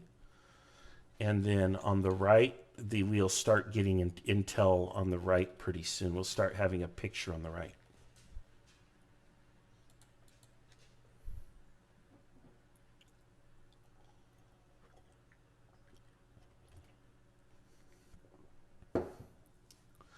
chances are whatever they've done to us, they've done as bad or worse to the other team. So I would be surprised if Blue did not have some crisis that they did not foresee that they're having to deal with. I'm not so optimistic personally because I don't want to assume that. Mm-hmm. Well, I don't think it's a safe assumption. And it could be, we could be in what you call a Kobayashi Maru scenario. That is possible. Where, you know, but here's the thing. The way you win in Kriegsspiel is not by taking the objective that's assigned to you. Yes, you're going to try to do that. But at the end of the day, the way you win the game is by doing the right thing given the information that you have, making the optimum choices. And the optimum choice might not be to take your objective. It might just end up being to preserve your force. But you have to suss out what's going on through scouting and you know, probing and so on, and then react appropriately. So right now we're in that kind of that feelers stage where we're kind of trying to feel. But you do have to push. If you don't push, if you fall back on the defense and say, oh, they're attacking, they're already here, but we don't know that for sure, then we're giving them a lot of ground, and we're taking, we're giving up the initiative, and we're not doing our part to win the Kriegsspiel. Sure. Well, yeah, but the Kriegsspiel, it's a methodology. This is a scenario in my eyes, right? Right. Where it's like the objective, we have our intent. Whoever is above us in this situation gave us the intent. Hold the crossroads at Rivoli. They're going to say prevent the army from bypassing, you know, or whatever. We prevented in the initial plan the bypass because we were worried that they would flank Rivoli. Mm-hmm. But my whole concern right now is that we essentially have 50% of our combat power who's maneuvering based on a plan that the other 50% of the combat power would be in place to stop them from even approaching Rivoli, therefore, you know, shaping their forces to have to maneuver towards me. So for all we know, like you said, you know, we don't know what we don't know. It's not a matter of like, oh, I'm afraid the enemy's here, you know, the British are coming, ring the bell type situation. It's, you know, preserving combat power. The enemy has not attacked us yet. They might already be, you know, close to Rivoli. We don't know. And we've now separated our combat power based on a plan that is clearly not working because, like, the situation. Or not a possibility. It may have false pretenses. It's not even a reality right now because he can't maneuver there. And so, like, there's no point in me being isolated here. In my eyes, like, what am I holding them back from? What is my force's objective? My force's objective was to, in case they maneuvered towards me, to hold them so that he could then close the door and we could end the fight there. My objective now is, well, we don't know if they're there or not, so let's just charge into the unknown. Meanwhile, the rest of the army is still maneuvering just to get anywhere near Rivoli. Like, I'm out here doing some, you know, Colonel Custard charge, and like that's just not how I would play. To be fair, I mean, Rooks is a modern infantryman. I mean, a modern warrior, and I think that recon by force is less immediately lethal in Napoleonics than it is in modern warfare. Sure, yeah. And I think we need to remember that a little bit with what I think Marshall. That's kind of what Marshall's trying to get at. If I'm wrong, Marshall, you can let me know. But the we're not. Yeah. And I think this, you know. Yeah, I'm not upset. I'm just a passionate speaker. Sorry. I know no problem. Okay, we have a dispatch, so let's react to that, or let's reply to that. From Lipte to Al to me, basically. The battalions have met French battalions and will resist further movement. The artillery will be deployed short of where they were originally planned to be. So at some point in this area, and I don't know the area, but we can draw a new box if we want, but somewhere in here, we have encountered the French forces, and there's now an engagement. Where is that, Marshall? To be more specific, what's that? Where have you encountered the French, Marshall? Somewhere around, because I don't have a location from the dispatch. Share my screen. But I think it's probably more like More likely that they're right here. Yeah, yeah. Well, I don't have a location in this dispatch. That's the problem. So it's a little more uncertain. But we are going to resist further movement, which means that we're on the defense there on that side. We're going to try to hold. So we don't have Here it comes. Yeah. Sweet death be swift. No, I think we're going to plug that gap, and again, we have to trust our commanders. We have to trust our commanders to behave intelligently. Where do you think your commanders are at the moment? I Skipping I their think primary school education classes. Yeah, Lipte is somewhere in the area indicated in purple on the right. You see the little screenshot, or I'm not entirely sharing my screen to the stream, so I'd appreciate it if you just told me where you think they are. I personally, I actually think Lipte is right here. So I'll explain where this is. Deploying. I'll explain where there is. All right. So if you remember Affy is the little town south of this giant choke point near this very prominent and defined mountain named Monte. The hell is it? Anyways, it's like there's this horseshoe-shaped mountain, and then on the northeast side of that, there's this choke point, and we think that there's an enemy infantry force there, or possibly on the opposite side, near this little town. So we have to wait to get a more detailed report of where we think our infantry are. Which I'm actually going to ask for. Once we figure that out, we can we're trying to bring the artillery up. Who knows how this is going to go? I think the dice have already been cast. We just don't know the result yet. And yeah, so that's what it is. Interesting. And your other force, where do you think that is? Only God knows. Lost in the mountains. they're Lost in the trying. mountains. Yeah, so you missed a discussion earlier. We actually started this game on quite severely false pretenses about where our forces started. So they're actually marching through mountains right now that we didn't think they would be. So right now they're in the far northeast of our other troops. Yeah, they're near Ciradella. Well, food for thought then, gents. I'll let you chat more amongst yourselves, and yeah, good luck. James, let's head back to the commentary box. Thank you. Thanks, guys. Okay, yeah, I'm not too worried right now, guys. I think we're going to hold there on the left for now. I've not received any indication that we cannot hold, or that we are not holding, or that there is any sort of existential danger to our forces on the left. So at this point in time, I am assuming that division commander, which is Lipte, has the situation under control. So from Kolbos, sir, I'm at Pozzolo. Okay, so now we're here at Pozzolo.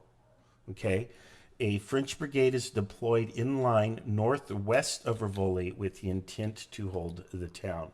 So there is a brigade somewhere in line here, I'm imagining, intending to hold. Okay, so they are already at Rivoli. They already have the crossroads.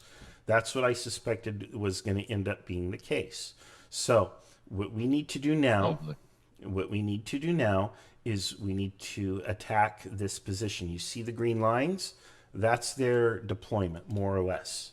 So let's see here. They've got a brigade here, and they've got what appears to be maybe a division or something here. What was it, a division?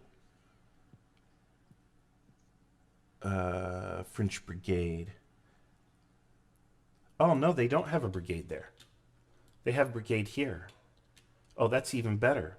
That's even better. Okay, so what we need to do now is we need to flank from this side. We just need to attack. This way and this way. So we'll send a brigade to attack that way. So I'll write the order. I'm a bit concerned about our artillery use here. Is there any I don't know where the artillery is. Is it not here? No, it's not there. I don't know where it is. Okay, I'm gonna assume it's back here then. Yeah, well, if you're expecting contact with the enemy, you should have the guns at the front. But see, the guns were with me at Gazzoli or wherever originally, I think. And I believe that right here, these guns were headed this way, but I'm not sure. In any case, So I'll write. probably we're doing this. Yeah, I will write orders for the guns, or I'll figure out the situation with the guns because we want to have them, obviously. And we've lost track of them, and that's not good. But we can regain control of them. But what we need to do now is we need to push this crossroads at Rivoli. So,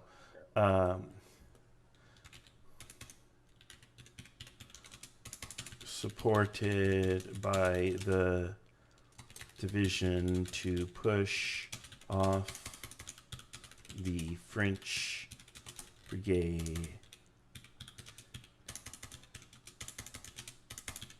defending Rivoli.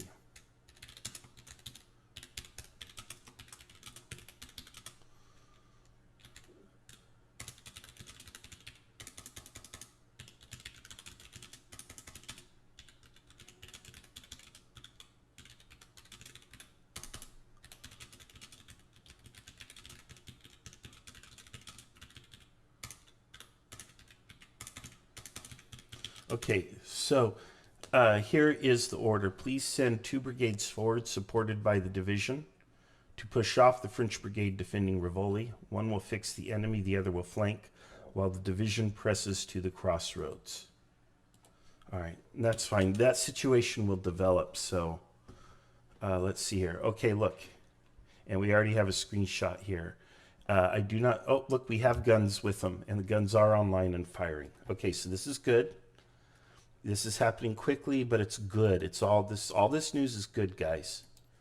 So let me erase everything and let me arrange the map. And you can see the screenshot already. So we've got... Okay, I'm pretty happy with this, guys. We're doing great. Believe it or not. It doesn't feel like it, but we are. I mean, I'm not... My frustration... Like, I don't care about winning or losing. I just want to make that clear. My frustrations aren't about that. It's just like... I genuinely feel like an inability to participate just because, like, I just have no idea what's going on at this point. Yeah, I think it's your first time playing Kriegsspiel, and it is a little overwhelming. And remember the first time you ever drove a car? And at first, you're like, Yeah. what the hell do I do? And am I going to miss a stop sign or a light and die horribly? And then 6 months after you get your license, you're driving like a maniac everywhere you go. You know? You think you're like, what's that race car driver who hit the wall? Poor guy. But anyway. Earlhart? Yeah, you think you're Dale Earnhardt or whatever. But, you know, we're in really good shape. We actually have more forces here than I expected for some reason, and I don't know where they came from. So I don't know why we have more blocks here than I expected, but it is what it is. You know what? And it's for the best, I think. What the fuck? It worked out, so. Yeah, exactly. So he's got a line of skirmishers to our front, and we're just going to push. You know, skirmish line isn't going to hold against a concentrated attack. So Especially with artillery already engaging them.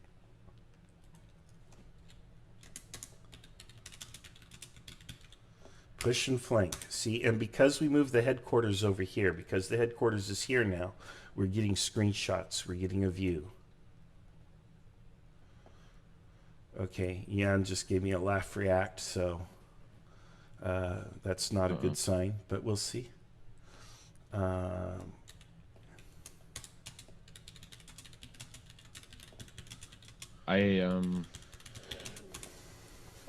All right, we'll move forward to observe, so we'll get better screenshots. There we are. I think we're doing great. And then we should get a report. Okay, can I quickly say really quickly? So I think, so we have, if you look at the TTS, please. This force on the left here, I think that we should be willing to have them extend, because we do have I think we should be willing to have them extend a little bit. Obviously, it's a strong formation, but I think I would like them to be like this. Oh, they will. They will. Yeah, automatically. In fact, like, they're specifically because I have very little faith from all of my wargaming experience. I have very little faith of in like what is it? The umpires just do like immediately doing that. Like I think we need to tell them, but we want that to happen. They will. They will. Okay. Yep. Okay. No. I have full faith in the umpires. Remember, you're not a brigade commander. You're not a division commander. You're we're corps staff or whatever, and so we have to play that position, and we have to trust our staff or our subordinates to do the right thing with what's at their front. Okay, Kolbos says I'm testing the French defenses at Rivoli. So obviously we're pushing. Okay, so we are pushing as ordered. And if those defenses start to give way, which hopefully they will, and actually I kind of expect they will, but we'll see, then we'll secure that crossroads. And then it's just a matter of seeing how far we can push them and then holding them. So we should get a report from Monte Mountain, whatever, there on the left at some point soon. I don't know what's happened to the cavalry. This isn't playing out the way I expected either, but being a Kriegsspiel veteran, I'm not worried right now. You know, this is it's a different kind of wargaming. It is different. It really gets in your head. Kolbos reports from from Lipte 339. 2nd Brigade will continue to the originally planned positions. 1st Brigade will hold positions. Substantial French force spotted in the valley. Minor exchange of volley occurring up in the plateaus. Okay, so that's from Lipte, and Lipte is here on the left. So apparently the enemy is not up in force, because if we have another brigade that can still push, and they are down here in the valley. They are here. They're down there. So How did that happen when they were supposed to be north? Well, I think some of their units moved, stole a march or forced march during the night to get up here. But I believe they're going to be weak and outnumbered, and I think we are in a really good situation to push. Do you know exactly where they are? Like, no, can we put that no. map Yeah, and you'll never know exactly where they are. Just there's a substantial French force in the valley. So they're either here or maybe here. Okay? That's the valley too. I think actually now as I read this, I think that is where they are. That's from Lipte. So Lipte is going to hold there.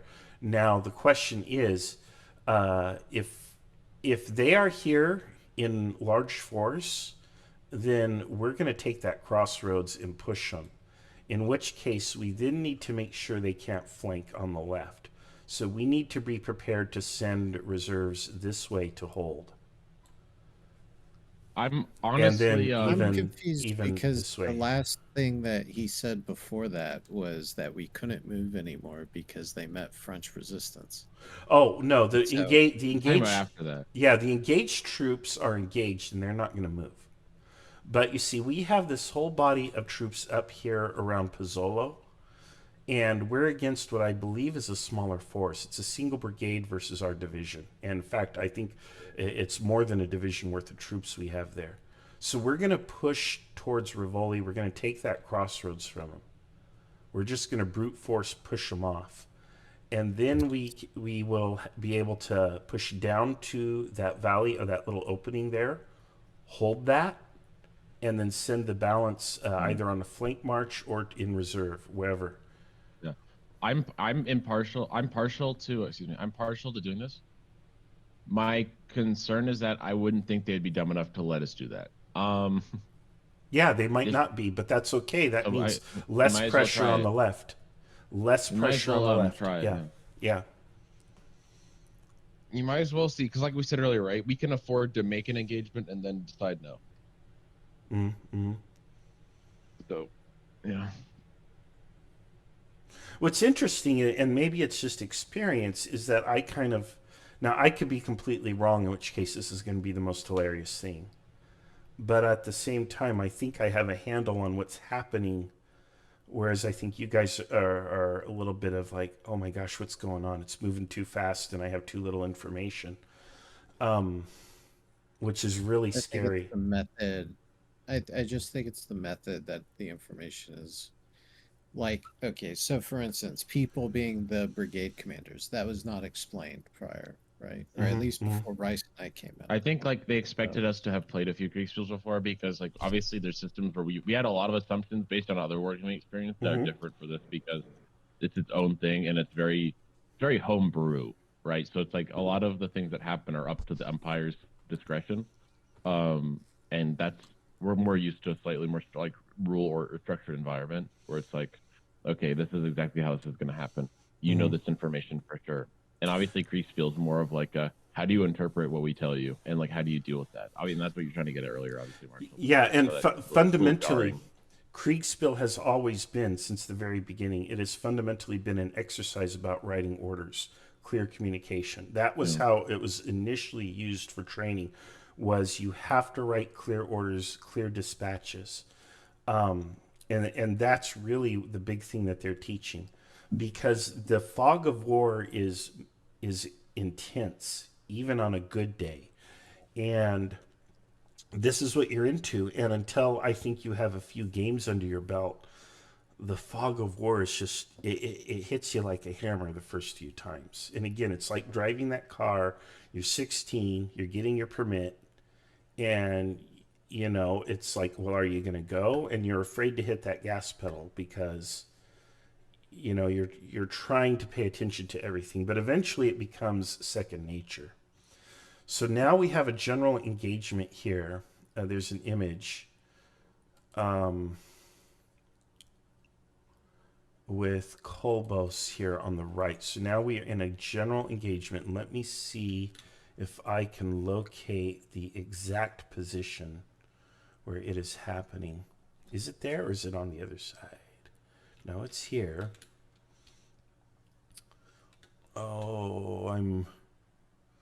Oh, that's a P, not a D. Well, there you go.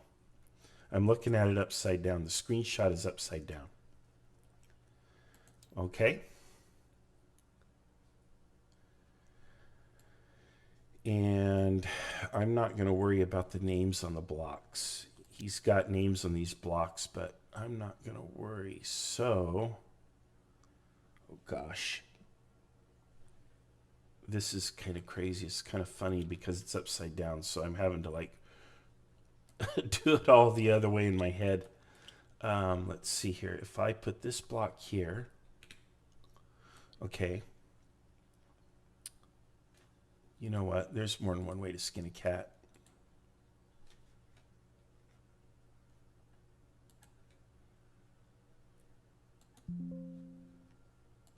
We're just going to put it on my desktop. We're going to save it. And then, or actually, I could just do it this way. Boom, because I just need to see it right side up. Let me go into Paint. How crude, right? Okay, and then we're just going to flip it. 180. There we are. Okay, now I have a good view of what's actually happening. Oh, come on. Come on. And now I can move these blocks so...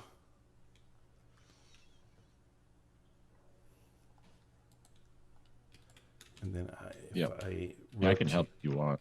Yeah. So I can also, if you want, I just help you do this because I have a pretty good idea of what it's looking like. Yeah, you know, I could have just rotated this map too. I'm trying to keep your guys' heads in the game. It's no, I'm fine. I'm just like I was just trying to express earlier. Like, yeah, it's like it's some things are happening contrary to my expectation. Obviously, I'm not actually that frustrated with it. I just think it's interesting how it's done differently. Well, and that's war, right? That's why you're put into this situation, because it's realistic. You get there and you're like, oh crap. And you know, the trick is don't get your ego caught up in it. Just you know, try to suss it out and try to learn, because it's also a learning exercise. Can I ask where you're from really quickly in the United States? Can I ask what? Oh, you're from the United States, right? Oh yeah, I'm California Central Coast. I'm on the beach. That's interesting. I'm from SoCal, but I just Not that it's bad. I just like you say Seuss things out, and I was wondering if that was like a regional thing. I studied linguistics too, so I'm like just kind of curious. Oh, cool. Where But, are you at in yeah. SoCal? I was raised in San Diego. Oh, so are you there now? No, I live in Arizona now, but that was just. Oh, you need to come just to Strategicon in Los Angeles next weekend if you actually have the ability. I've never heard of that. What's that about? It's a convention. We're giving a talk. Heck, I'd invite you to the talk if you're interested to speak. We're giving a talk, and we are running a big game on Sunday. So the talk on Saturday, big game on Sunday. It's a good time. It's a lot of fun. It's at the LAX Hilton, and it's run 3 times a year on the big 3-day weekends, each President's Day, Memorial Day, and Labor Day weekends. And we run Kriegsspiel there. It's like a big event. It's really cool. I would love to go. This is just so short notice. I don't think I'll be able to make it. Yeah, But, you might not be able to, but I got some stuff already got going on, sadly. But I do appreciate the offer a lot. yeah, it'd be really cool. Yeah, it's one of these things that gets in your head. It's very psychological. Let's see. Okay, I don't need that screenshot anymore. There's no new reports. I think you guys are all right. You're just. I think we're doing. I think we thought we'd get crushed in this situation. Obviously, it's not happening. Yeah, you're drinking from a fire hose, and hope you know. I'm gonna move more infantry over to like better model what we think we know. Yeah. And don't overdo it either, right? You know, don't put like 100 blocks back there because psychologically that will mess with you too. You don't know what you don't know, and it's okay. You can draw a question mark, but don't psych yourself out or assume that the enemies you see are greater in number. In fact, what you're seeing is a skirmish line. At least that's what I've got in the upper screenshot. Yeah. So let me. I want to assume that something's here because we know that these guys are shooting and they don't have that big of an arc. So yeah. So yeah. Actually, hold on. We can move these guys a little bit forward. Okay, I need to a little bit more. Yeah, you're doing great. We're doing great. Let's see here. I feel fine. I just it's interesting to discuss what you expect to happen versus how it like develops. I do unfortunately have to go in a minute though. As I said earlier, just I wanted to let you know again. Yeah, no problem. It was great to have you here. And let's get you into another game or two soon, because I think once you play 2 or 3 of these with us, then it just kind of clicks, just like driving that car. Yeah. You know? I believe you 100%. Mm-hmm. And I apologize for having to leave you to do this alone. No, that's okay. We got it.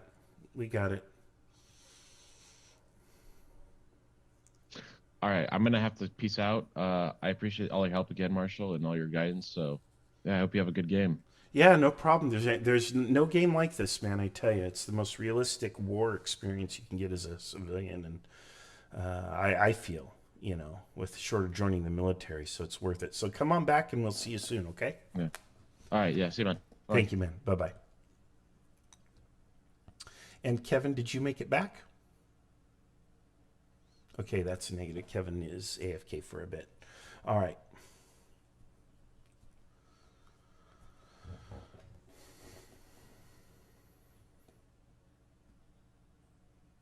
Okay, so for the recording, I'm not actually live streaming, but I am recording and we'll post later.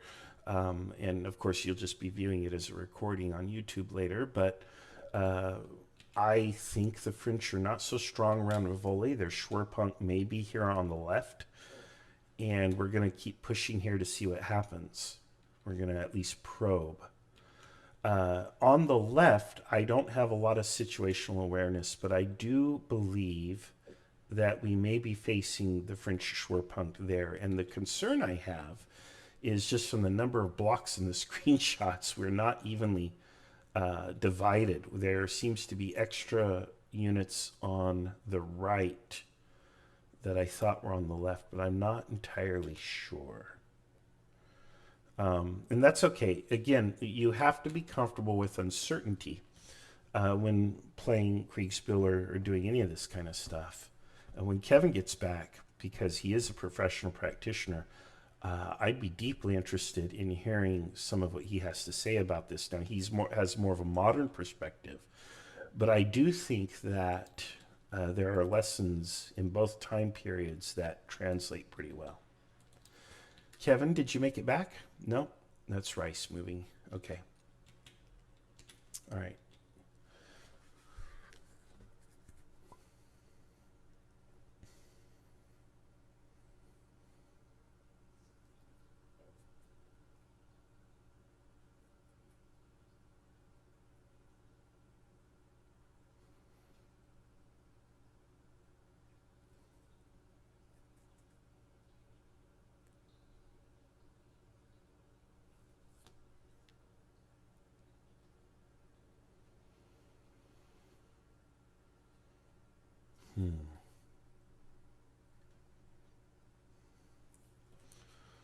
Okay, so we know we've got bad guys here.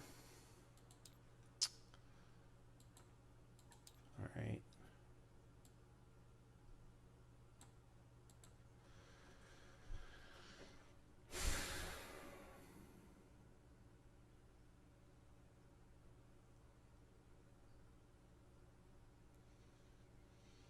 I do think we should almost split up and command separately to improve command and control.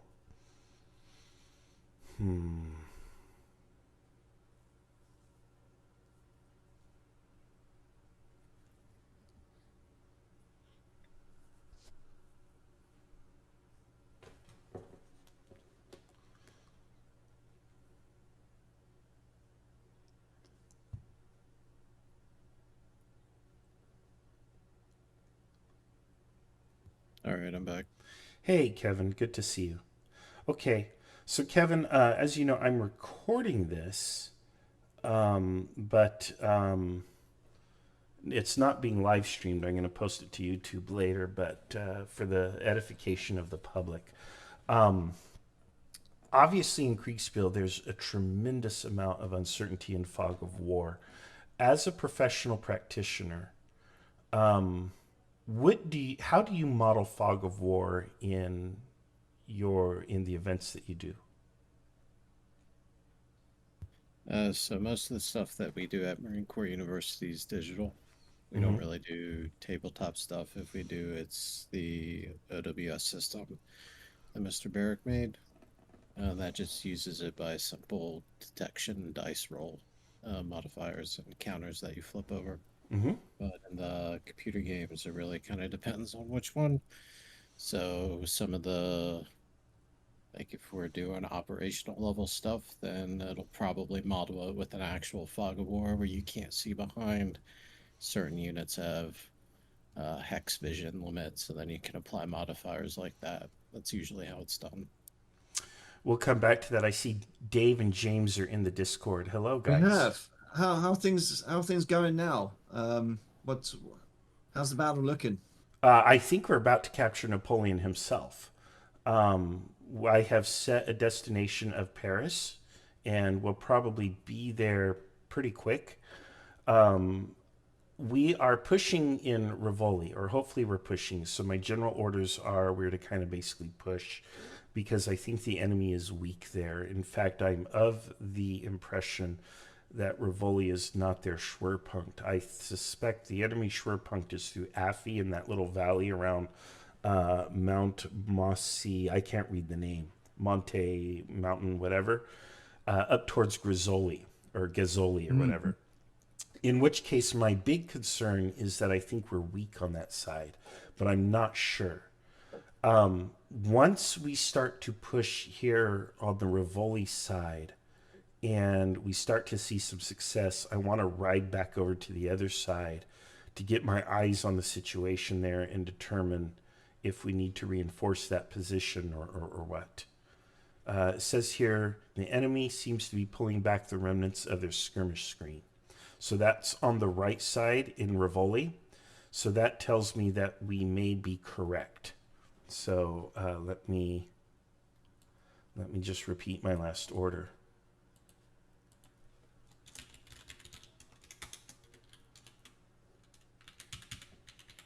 Let me put that in. All right, continue. Yeah.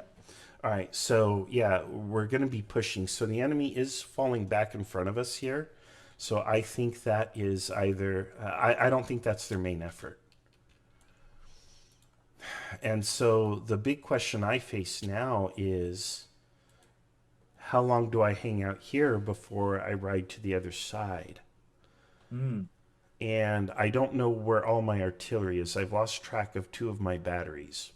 I've got the 8-pounders online here. I'm going to issue question to staff.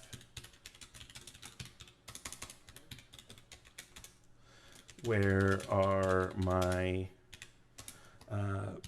four batteries? You're gonna have to forgive me for saying this, Marshall, but every time we come in here, you're always asking where your forces are, and oh well, like you know where they are. Yeah, well, I know, right?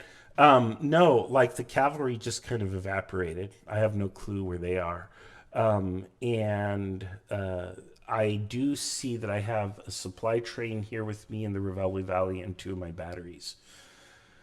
The problem is we got started off on our back foot.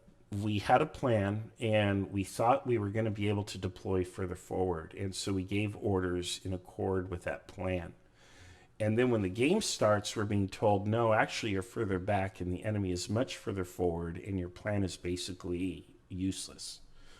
So now we're having to kind of improvise. And so my improvisation is basically push until we can't push anymore, and then that kind of tells us where that's going to tell us where the enemy is strong and where he's weak. So I don't think he's going to be strong in both places, and where he's weak, then we can go from there. We can redeploy forces, we can push on the weak flank, we need to reinforce the strong flank. Ultimately we're supposed to play defense, so and we have our primary objective, which is Rivoli. So my concern is, and my thinking is, I don't know why he has to take Rivoli when he could flank around the left. Affi to Gazzoli to Caprino. Why is Rivoli so important that he has to take and secure that? And, if we ignore the left flank, if we put everything into Rivoli, well, he just comes around on the left to Gazzoli and then flanks us that way and comes in behind us. So I think our plan is pretty logical. I think it's a very good plan, and I think it's working. It's really just going to come down to are we too weak on one side or the other? Has he invested, is he doing kind of an 80-20 kind of thing or a 70-30? And if his Schwerpunk is on the left, there's that little valley there, and we can hold as long as we have a plug in that valley. But if we're pushed further back and he can start to outflank us, then we're in trouble. So I really want to get over there to see. I'm being told by Lipte, who is on the left, the plateau is mostly under control, engaging enemy flank Koche. Coche. I don't know if that's a location or what. Oh, right here. I believe Kosher is a location, yeah. Yeah, and here it is. Okay, so we're here and we're engaging his flank. This is good. This is all good. If he's pulling back here and we have this line, okay.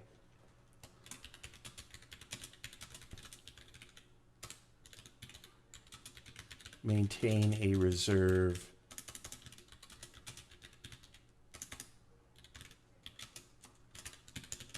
Right, well, we'll leave you with those thoughts, Marshall, and the rest your team.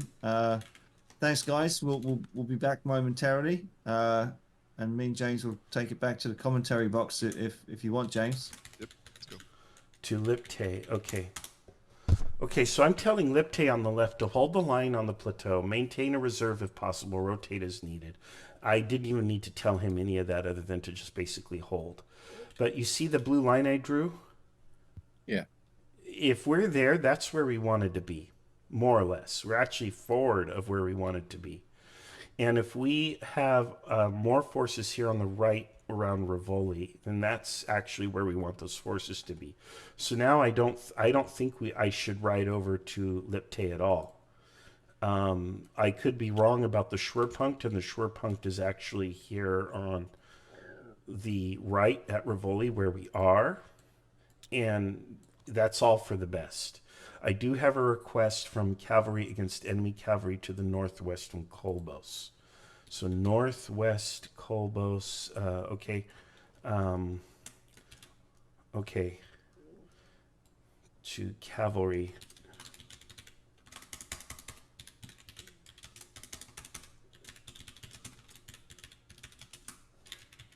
Engage French cavalry. Problem here is I don't even know what units I'm ordering. Engage French cavalry to the northwest of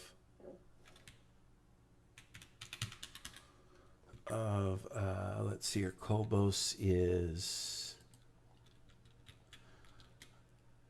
of oh,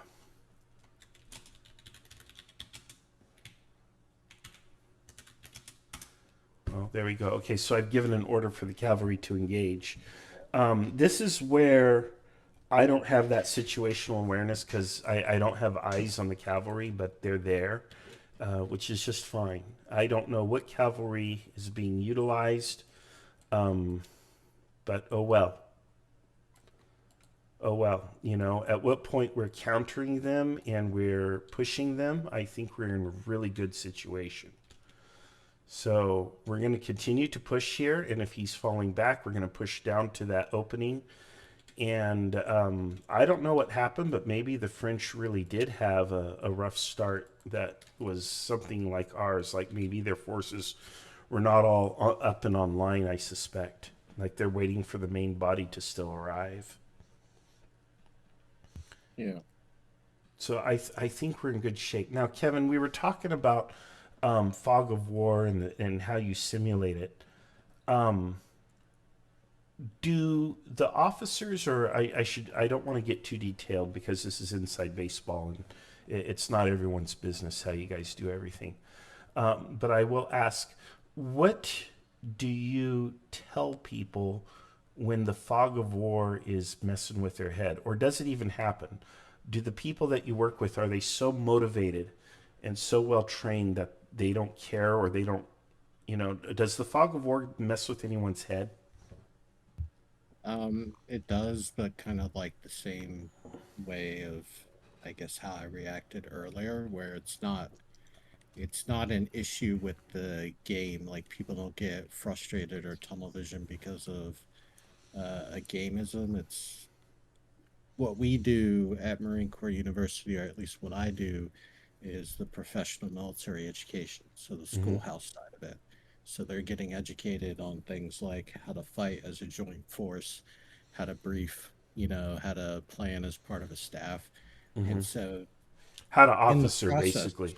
Yeah, in the process of all that, they have a plan that has multiple different decision points that says if this happens, then this is what I'll do and all that. And so what happens with the fog of war that distracts them sometimes is they'll get fixated on, I need to destroy this force, or I need to fix this force in position, instead of, does this affect my plan? No, okay, then I don't need to worry about it, or I don't need to divert as much forces to it. And so it messes with them, but not in the sense of like, oh, I should have more info and I don't. But sometimes they'll just forget what their actual objective is. Yeah, they lose sight. Yeah, they get fixated on trying to destroy the enemy.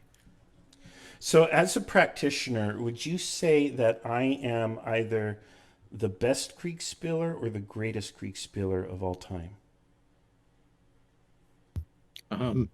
I don't know enough about it to make a determination, and I also don't like to speak in absolutes, to be honest. Okay, so we'll just take that to mean both, and I get it, Kevin. You're a humble guy. You're a humble guy, so we're just going to take that as both. No, I just mean, Mhm. like Yeah, if you're enough asking like, said. are you Enough a said. Yeah. good, if you're asking if you're a good teacher or instructor of like the methodology, then yeah. But I mean, I don't know enough about the community to make that determination. Yeah. Well, I will tell you, in general, the community is one of the most positive and amazing communities I'm a part of anywhere. It's very positive. It's very open and accepting. It's very, we teach.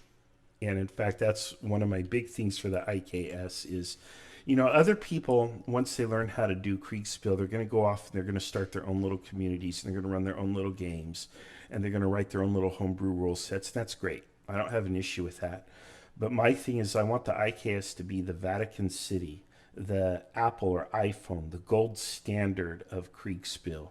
And we have a program where we train people to run Kriegsspiels and become what we call master umpires.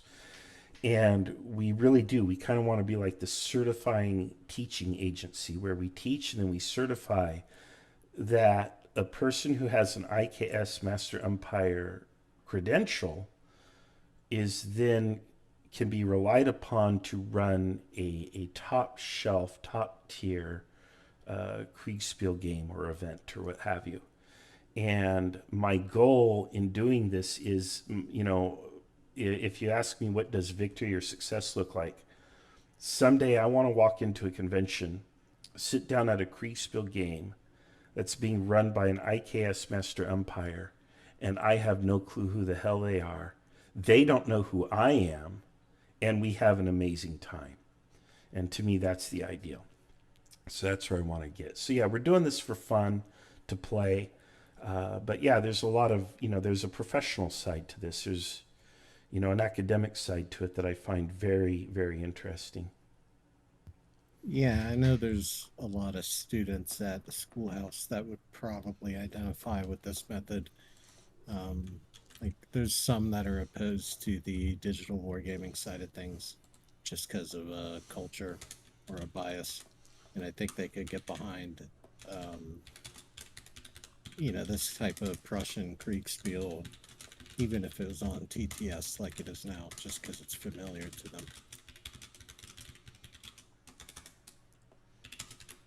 Okay, we got a dispatch from Lipte on the left says the positions are holding, but the current situation threatens a broader engagement. Shall I continue holding? My answer is yes, your only mission is to hold the pass. I really want him to have artillery, and I don't know where artillery or anything are. In fact, I'm just going to give a general order to cavalry. Move to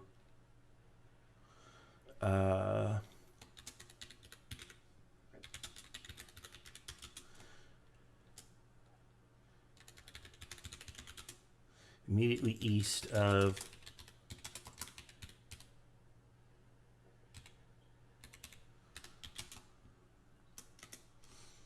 okay, we're going to do this. I'm going to send what I can over to him because I think he's going to need it. I think that could still be the Schwerpunkt. To cavalry, move to Lipte's position.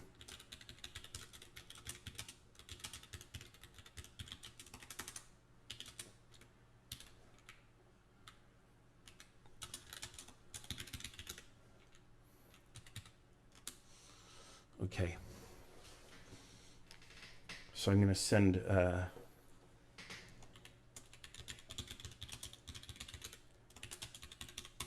an engaged cavalry, of course.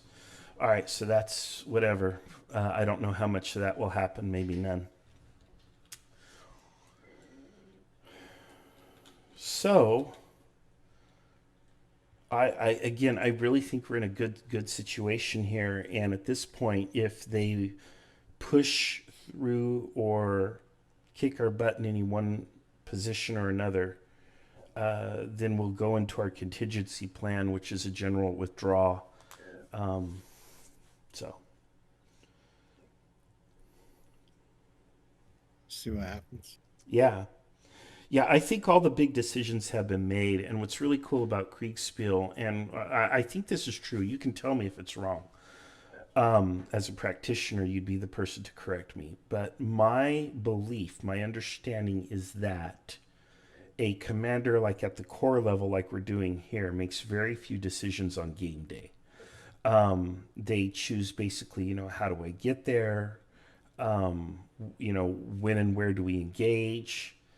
And then where do you put your reserve? And then when do I issue a change of mission? And that's basically it. So you're really making only a few big important decisions. You're not constantly changing the plan or giving new orders all the time, which I hate when commanders do that. When we play Kriegsspiel games, we have some players who think every time the Empire comes in, you have to change the plan and give a whole new order or something. For some reason, I don't know why. But for me, I will just set a plan in motion and I just say, stick to the plan, stick to the plan, stick to the plan, until something changes that it's like, okay, that's no longer viable. Now this is plan B. That's me. That's just my understanding of what a commander does. So. Yeah, I mean, so I can only really speak to the type of wargaming we do, which is, like, again, it's like educational. So it's a little bit different. So Mic off. if we do have students who are core commanders, then generally speaking, it's a game designed around that Mic level, on. so they will have things to do. Yeah. But if it's like a tactical fight, then yeah, we won't even have students who are core commanders. Or if we do, it'll be like they'll do all of the planning before game day, and then game day is the students who are fighting the tactical fights. So yeah, but it also depends, because we'll have instances where there might be a whole team of core commanders fighting another team of nothing but core commanders, and the game is centered around fighting that plan that they built leading up to game day. But then that plan will have built in those, branching paths and decision points. And again, it's different because it's not like Napoleonic era, they're planning for a bunch of different things, multi-domain type things. But they will have decision points built in that says, okay, during this phase of the operation, if what we assume to be the enemy's most likely course of action happens, then we shift our plan to, option B or option D, whatever it might be. But those are pre-baked in things. They're not making decisions on the fly all the time. Usually they're already preset plans, and it's just a matter of selecting, okay, now we're on this plan. Mm-hmm. So it looks like they're hitting us pretty hard now. On the right in Rivoli, we're being told troops are suffering heavy losses, won't be able to attack longer. So my orders are to hold position and rally form reserves if we don't have them. So at this point, the battle may be, the tide may be shifting against us, but we'll see. So, and again, if the battle does go against us, then, if things turn against us, then we'll go ahead and trigger the fallback order. Yeah. And we do need to choose a fallback position. So I think Caprino maybe is probably it, or even Al Palatano up here if we're in this situation. So up here is where we would go. And there, actually, if we reform or whatever, we're still combat effective. Now, that would be outside the scope of the scenario. But as far as the Kriegsspiel is concerned, I think that's the best alternative to stopping them and holding them here at Rivoli. And at least there, then we have, we're concentrated and we can try to oppose them again at that point. So we would not play that out. Once I give the retreat order, it will trigger the end of the game within a turn or two at most. But let's see. Right now, I don't know that we need to give a retreat order. I haven't got a screenshot, so I don't know exactly what's going on. I want to ride from flank to flank to survey the line and see what I can. All right. So hopefully that will evoke a screenshot. Let's see what happens.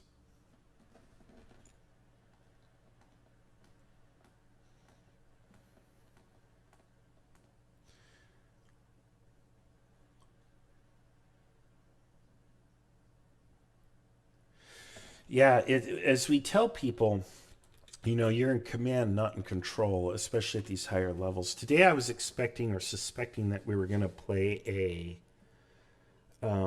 tactical engagement that was at lower level where we're like brigade commanders at most. I wasn't expecting to see corps and division out, but here we are.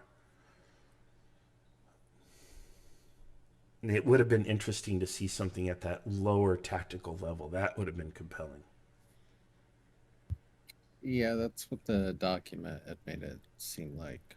Yeah, that's what I was expecting too, to be fair with you. Yes, absolutely. But we will often do this.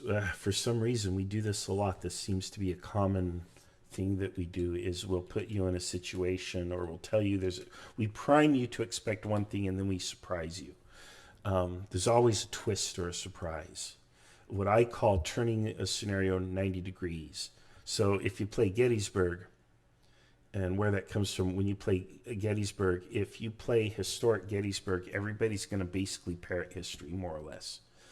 But then if you turn the map 90 degrees and have units coming in on roads that they didn't historically come in on, now it's a whole new battle.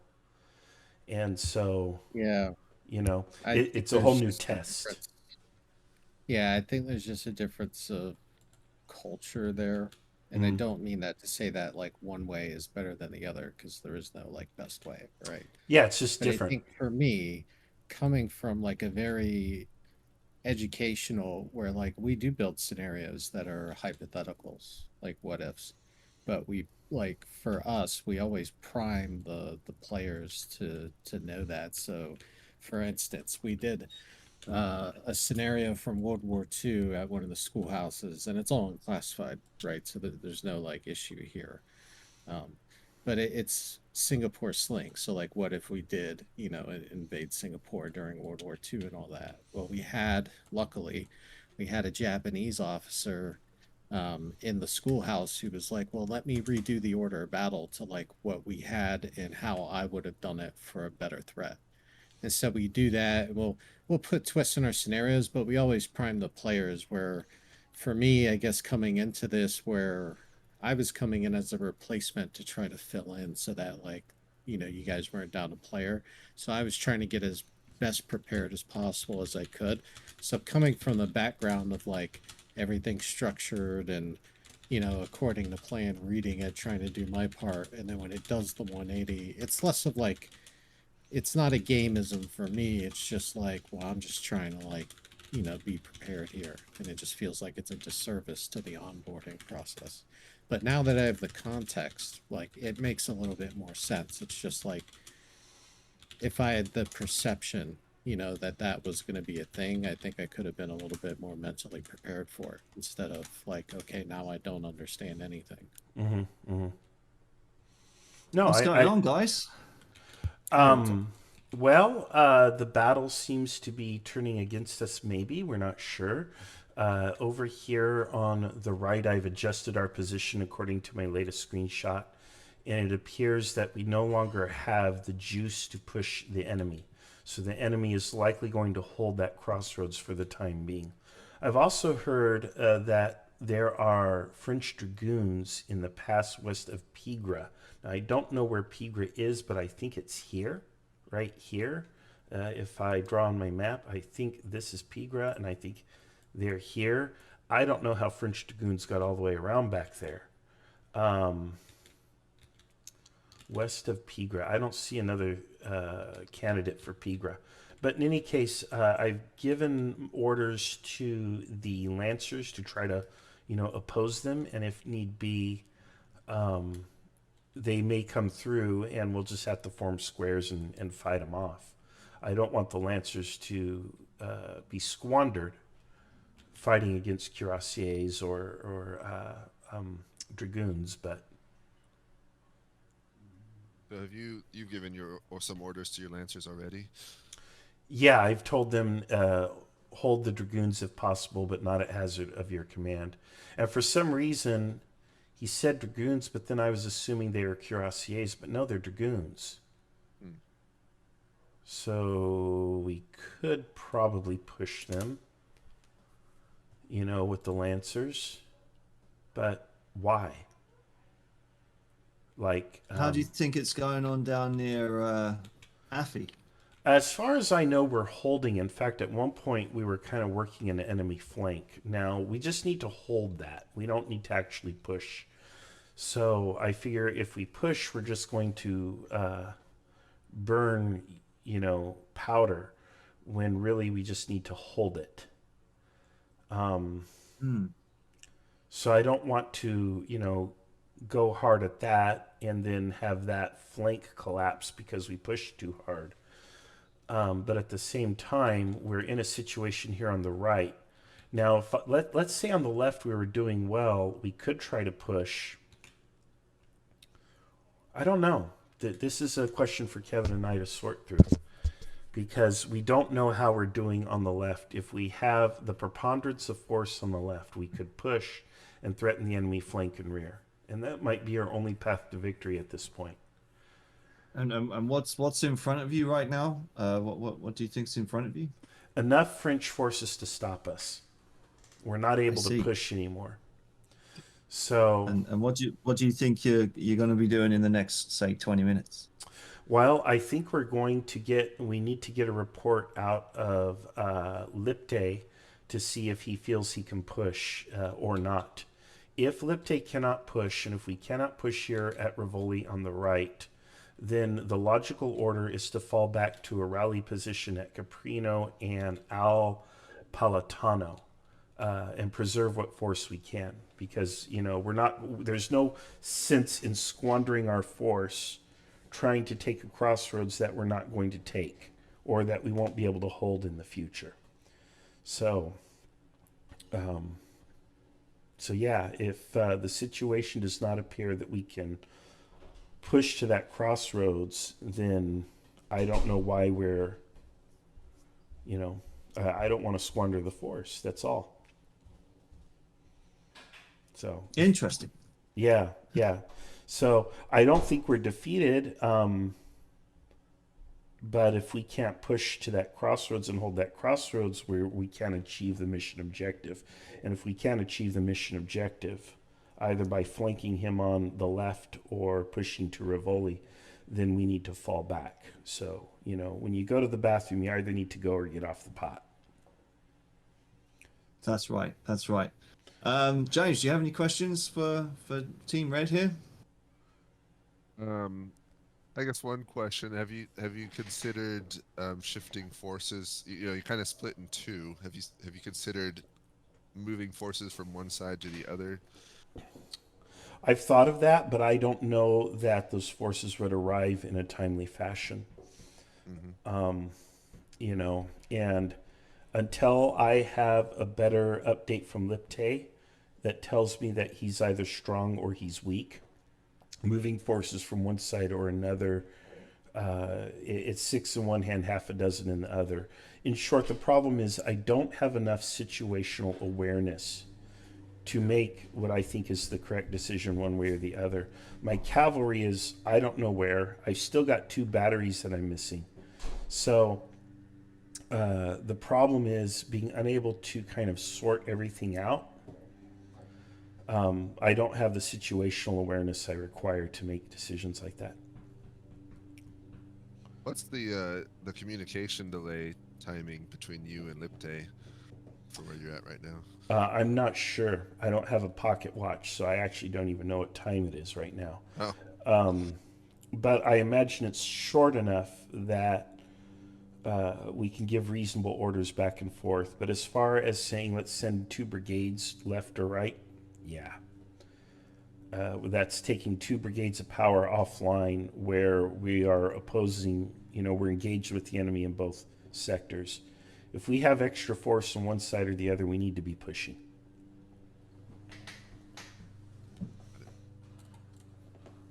Food for thought. James, let's head back to the commentary box if you're ready.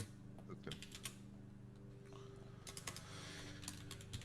What do you think, Kevin? Do you think I'm right, or do you think I'm making an error here? Again, I don't really know Napoleonic tactics, but I do think that and this isn't like a two-minute horn, but this is just how I'm interpreting it. They're doing exactly what like I was afraid they were gonna do.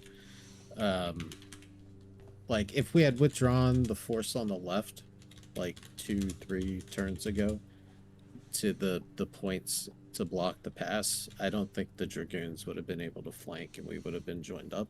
I think we just need to do mass withdrawal. Like I think the battle's lost because like going off of your plan and not saying it's wrong, but just devil's advocate, if let's say the force is weak on the left, right?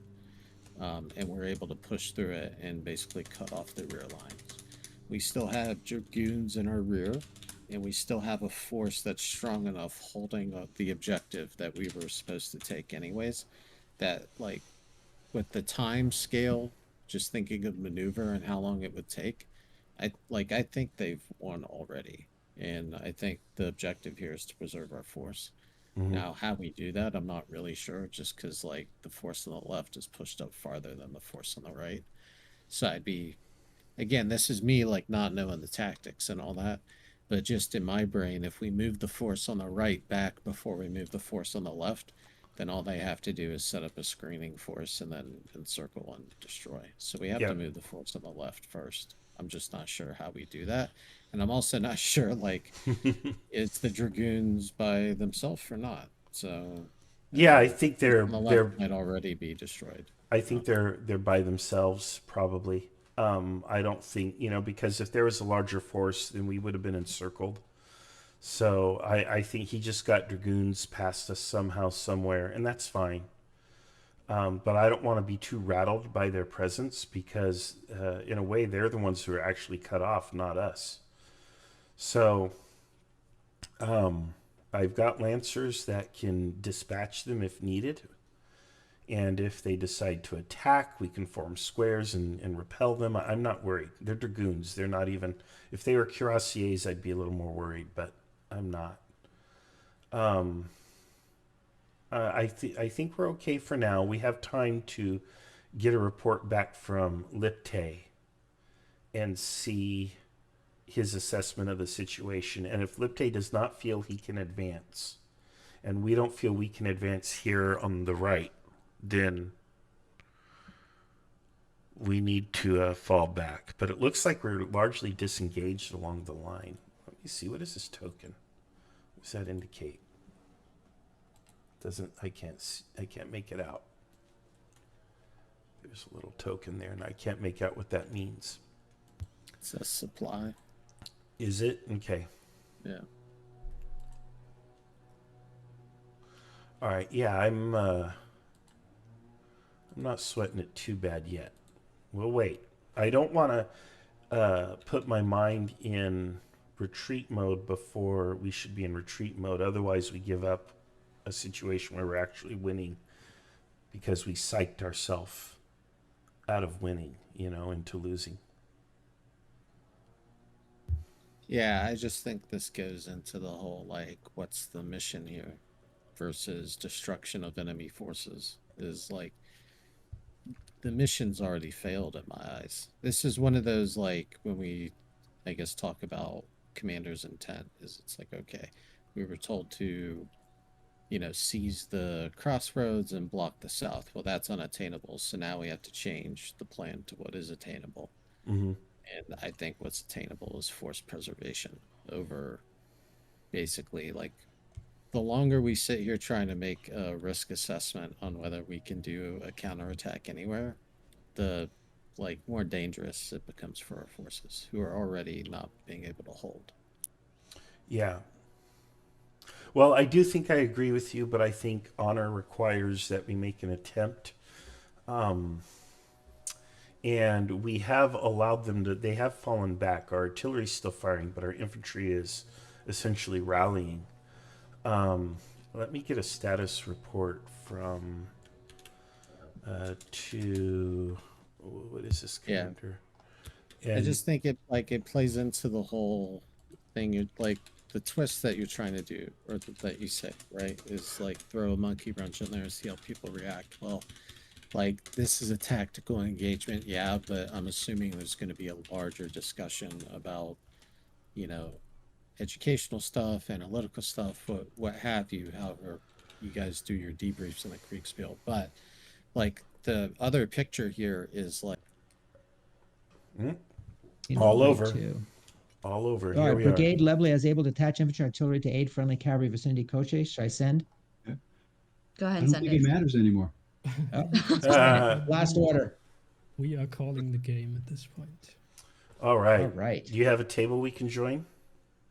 I guess the table is almost full, but I will go ahead and stream at least. Let me increase the quality of that so you can take a look at the overall situation. Man, that was a little bit stressful. All right. So before we go into the details of what happened, maybe some of you might briefly describe how they experienced the game.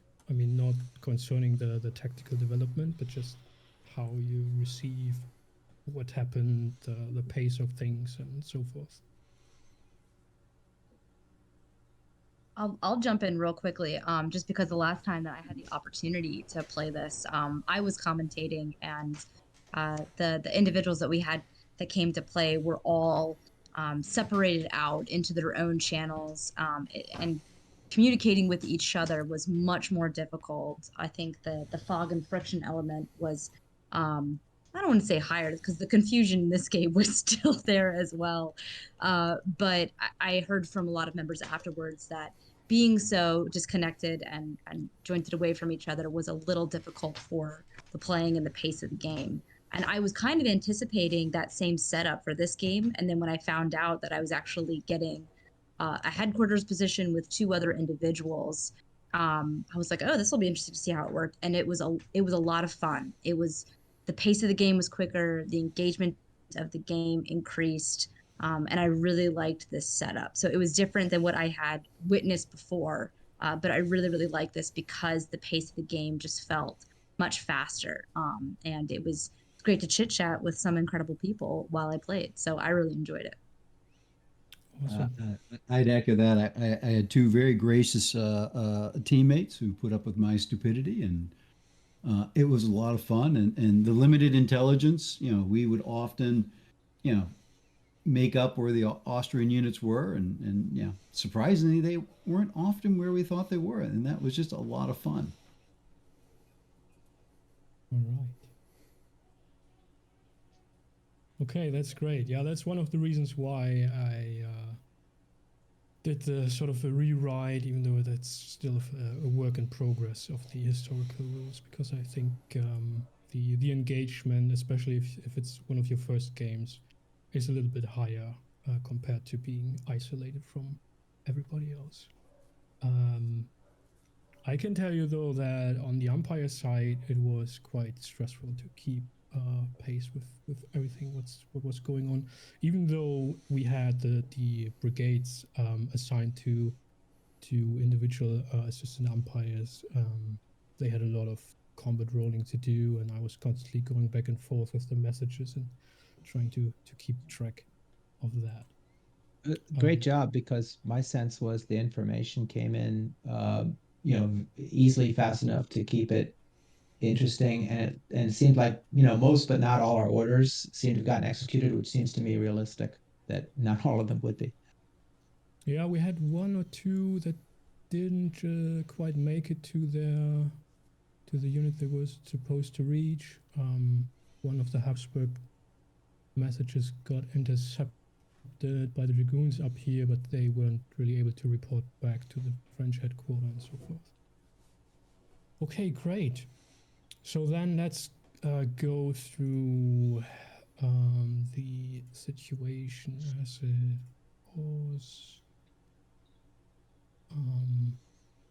What we basically had was that the French were sort of in this area, right? They were the advance guard of Bonaparte's army marching north to counter the movement of Albinci's Habsburg army coming down, and this time concentrated coming down the Adige Valley to strike south and hopefully relieve Mantua, which is still under siege. And then we had the Habsburg team, like roughly in this sort of area here. And plans were made by the Habsburgs to advance into this valley and to use this road and advance against these crossroads. These crossroads and the roads to the south basically were the objective of the Habsburgs, blocking the reinforcements that the French army would bring. And the French decided, I found that quite interesting, to just place single squadrons of dragoons in these mountain passes to be aware of what's going on, what's coming down those roads. Keep one brigade in reserve here with the headquarters at Rivoli, and post one brigade to block this valley here. And as it appeared that the Habsburgs were pushing a brigade down there to sort of control that gap, block it to the French reinforcements, and then control this plateau here. And this brigade up in the north was supposed to reinforce this position, of course, but didn't quite make it as it was delayed by dragoons and then engaged by this second French brigade. And we did have quite some firefights going on. It was interesting to see that the Habsburgs, they did completely annihilate the French skirmisher screen here, which I didn't expect. And the French are somewhat in a battered position now. They have taken heavy losses. I mean, those have the Habsburgs, but they are somewhat in a better shape. And the French are forced to fall back on Rivoli, even though I'm not quite sure if that will save that command. I guess they will soon take that chaussee, the highway to the south, and try to find some reinforcements over there. And over here we had heavy artillery engagement with the 12-pounders the Habsburgs brought. They forced several battalions of the French, which were then completely beaten in terms of the rules, to fall back. And yeah, basically a stalemate by now. This one dragoon squadron, which was sent over to basically scout for the headquarters and report back, soon got engaged here and tried to keep the flank of the Austrians in square, so unable to push against the battered battalions over here. But the Habsburgs have a very good artillery position raining this field. Let's talk to the French team first, maybe, as to you did never move your headquarters from Rivoli. You could have moved it. We did issue an order. It just didn't get executed, but it was is fairly that late. true? That's my bad then. Okay. Yeah, but it was We didn't fairly know late. we could, and we didn't know we'd be able to see anything if we did. So that was more ignorance than anything else. Okay, that's my bad then. I was already wondering why you remained up there.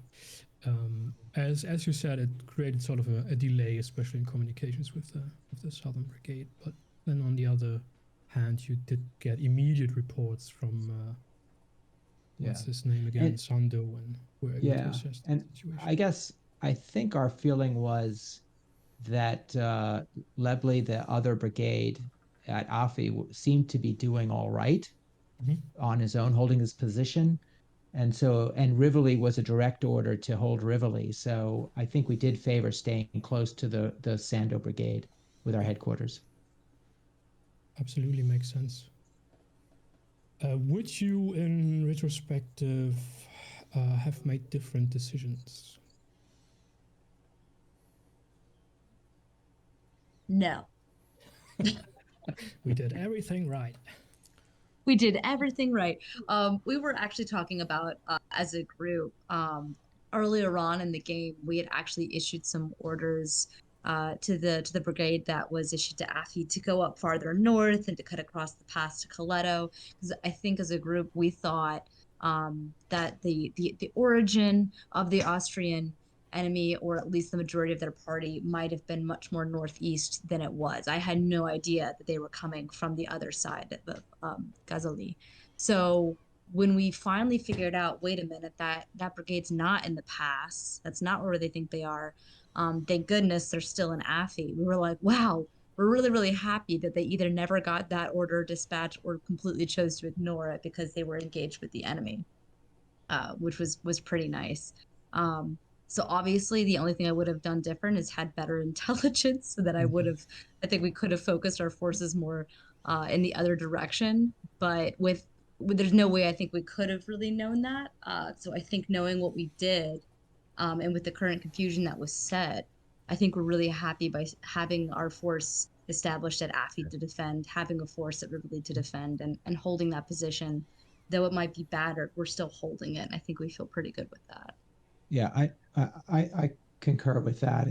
If I mean, we have not been flanked. We have, everywhere that we thought there was the enemy, that's all that they are. We're taking frontal attacks. Our orders are to hold these roads and to hold Rivoli.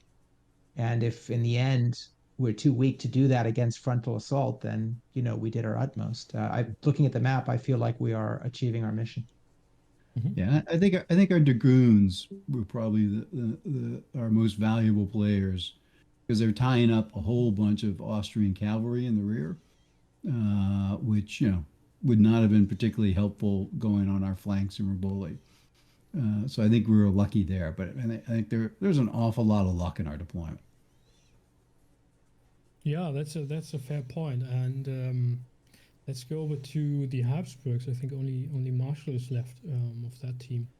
Your initial orders, I guess, were somewhat blunted by how, especially the Northern Brigade, wasn't where you thought it would be, and supposed to sort of extend the flank of the other brigade there and take the high ground and so forth. So, what sort of a challenge did that provide? Yeah, we thought that we were going to be able to deploy a little more forward than we actually ended up being.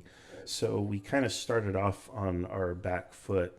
Nonetheless, I feel that the plan was a good plan, so we stuck to the plan. We were defensive in our mindset, so we were holding on the left and happy to do it around Monte Mountain there on the left. I can hardly read that text. And then in Rivoli, I was getting prepared to renew the assault towards Rivoli, since that's really our main objective. The way I achieved a crushing defeat against the enemy, well, I just want to throw that out there, just so there's no doubt, was we split our forces, and then once we knew kind of where the enemy was weak or where they were strong, we held against where we thought they were strong and pushed where we thought they were weak. I know that we kind of ended up in a stalemate in front of Rivoli, but my orders were to rally, and once we were rallied, I figured we could kind of push again. Yes, we are doing frontal attacks, but there's not a lot of room to maneuver there. One of the problems I ran into was not knowing where my stuff was, my cavalry in particular. I had plans for the cavalry to go out and scout. And again, the enemy position was far more advanced and developed than we ever expected. But to me, that was the Kriegsspiel. That was the exam. That was the test. So how do you respond to a situation where you have this plan, but then the plan is out the window the moment it starts, what do you do? And so, Right. again, push, make contact with the enemy, push where he's weak, hold where you can. I'm really pleased with us on our left, or on our right, enemy left. Um, Even though my orders were to assess to determine if we could push or not. So, Did you ever consider to pull a Koplos brigade to the south to reinforce the efforts there? yeah, we had talked about moving units one way or the other, but the issue is I was afraid that pulling units off one side or the other would be robbing Peter to pay Paul, so to speak, and that it would take too long for the units to get to the other side to be effective. So I just figured it is what it is. Again, if we have extra units on one side, that means we're just that much stronger, so we should be using that to push. The problem I felt that we ran into is we did not have the tactical control I think that was necessary to pull off such a plan. We're corps commanders. We have to be corps commanders. We don't get to be brigade commanders here or even division commanders. So I tried to articulate that in my orders as best I could. We also had a lot of discussion on our side about what do we do?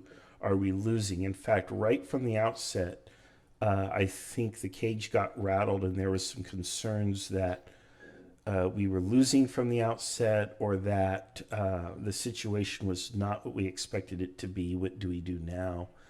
I have the experience, I think, to kind of fight through that and push. But we were not certain if there was a big French army behind this that was coming up and we're just going to get steamrolled. So we actually had discussions about falling back and retreating to positions in the north.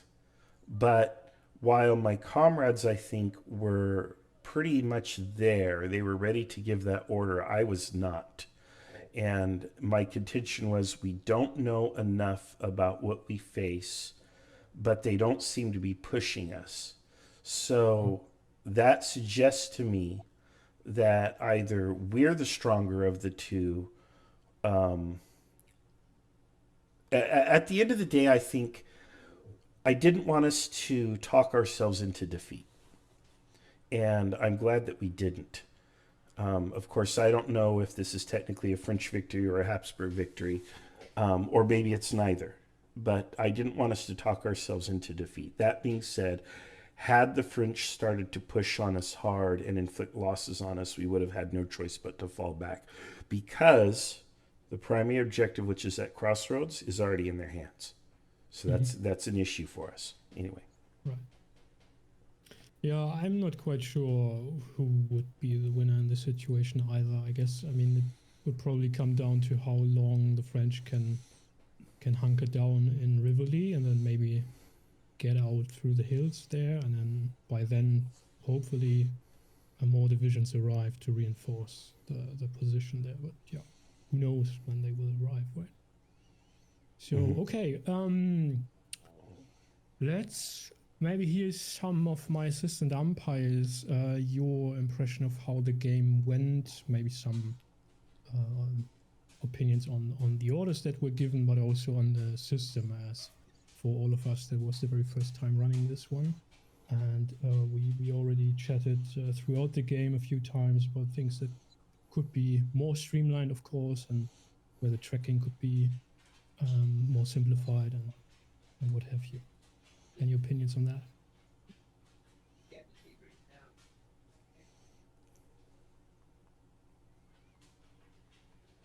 Cossack, maybe it was your first time assisting actually, and then you just jumped into such a crazy game here with such a stressful turn frequency. What did you think of that? Yeah, it was interesting. I'll admit some of my newness might have showed. I guess if you want to think about it in a realistic sense, maybe like Lepte was a bit more fresh into combat. So I might have sent a few letters might have been sent that might have been a little panicked, but after a while it seemed to flow nicely. I can't remember who it was, but I think I have to thank Tunis for helping with the dice roll in the South. I think it was Tunis anyway. Yeah, it was an interesting experience to be sure. Okay. Tunis or Felix, any opinions? Yeah, I mean that was great. This was the first time any of us have done this kind of Kriegsspiel, and it was interesting. It was fun. I think a challenge for me was trying to be realistic, or that I kept having to remind myself that I'm not a player in this. I'm an umpire. I'm not necessarily trying to win per se, any more than what General Leblay would have been trying to win in this situation. So I was trying to make realistic choices. I was trying to be realistic in my dispatches, and obviously as an umpire I can see the whole board, but when I see infantry marching towards me, I can't say, oh yeah, it's 10 battalions. It's half the Austrian army. So, that was trying to be realistic was key, I think, in this experience. I have to agree. And one of the things I noticed I had to be careful about earlier was in between the mountains or the hills and where the other brigades were down south. I realized that there must have been some level of miscommunication between those battalions, so I had to keep that in mind, I guess. Mm-hmm. Even though they were given substantial orders. And Yeah, I I think will one. say something, just to say that something Volko said. The French, whether it was a defeat, I don't know. I think it could have gone either way, but the French team definitely set it up to where if it was going to be a defeat, it would have been a very soft one. You guys were definitely in a position to withdraw if you needed to, very very neatly, and so if that would have happened, I think it would have been a very very neat victory, or very neat defeat rather, in that sense. And with that, I have to say au revoir. Thanks all. This was fantastic. Fantastic work, umpires and Jan and teams. I enjoyed it very much and learned a lot. I've got to run. Thanks, Volko. Thank you, Volko. Thanks. Great evening. Okay. Yeah, sorry, my internet cut off there for a second. I rehost the table. I think one thing that is interesting in this kind of system is that if the umpire as the brigade commander is in combat, then you're so busy rolling dice that you have absolutely no time to write reports, which is kind of realistic, right? In the middle of the combat, the brigade commander wouldn't sit down and write a dispatch. Right. And at the same time, we kept sending messages to our brigade commanders to tell us what's going on when they had the least time to actually do so. Yeah, I remember that was even when we would send dispatches, kind of asking for the sit rep or give us more information on what the size of the enemy, or even, do you need help? Do you need reinforcements?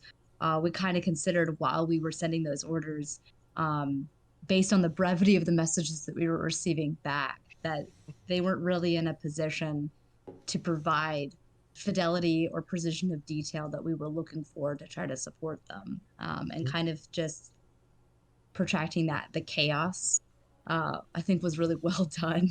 In the fact that they were trying to send messages, but being very quick, very brief in the kind of information that was shared back to us seemed pretty realistic.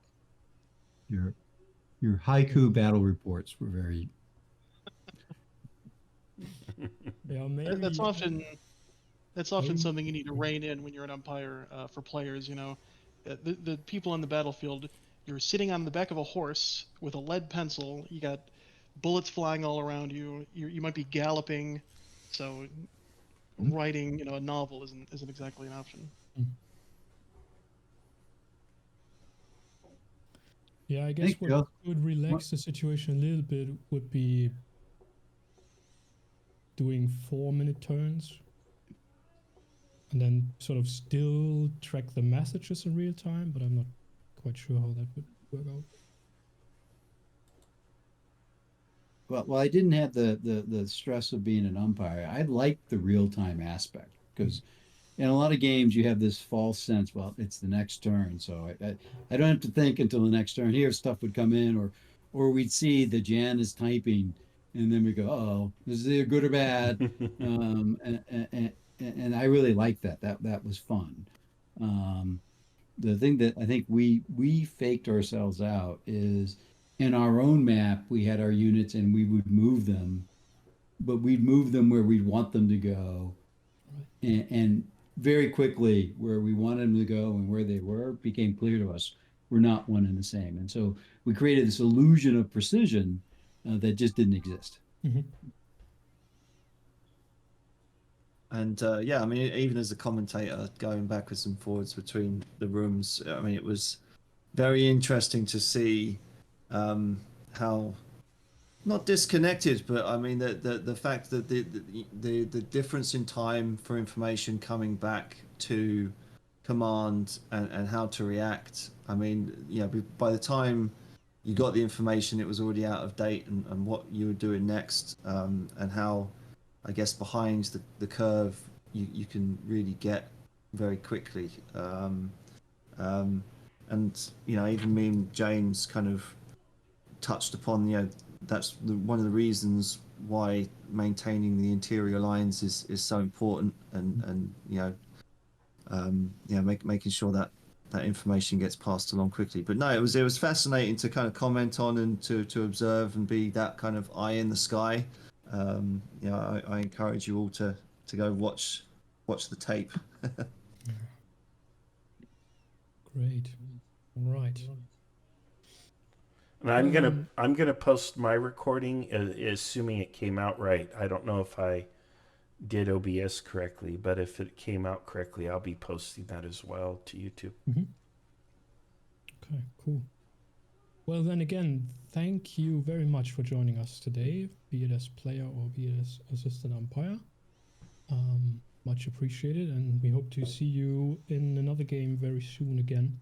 There were certainly several points for me to think about regarding the system and try to streamline it further. As Felix started out before the game when we met up to take a look at the rules. Well, I thought you wanted to streamline this. So yeah. Which I did. think you guys did a great job, and it was a real privilege to be a part of it. So thank you very much. Thank you. Absolutely everyone. agree. This was so much fun. Thank you for doing this, Jan, and Sure. International Kriegsspiel Society. Thank you. Thank you. Anytime. It was great to have all you. All right. Well then. Everyone have a lovely evening. Same to Thanks, you. guys. Have a good one. Thank you, everyone. Well, Bye for yeah, now. do you want to pop into the everyone. commentary box for 2 minutes as like a little quick debrief? Sure. Yeah, sure. I'm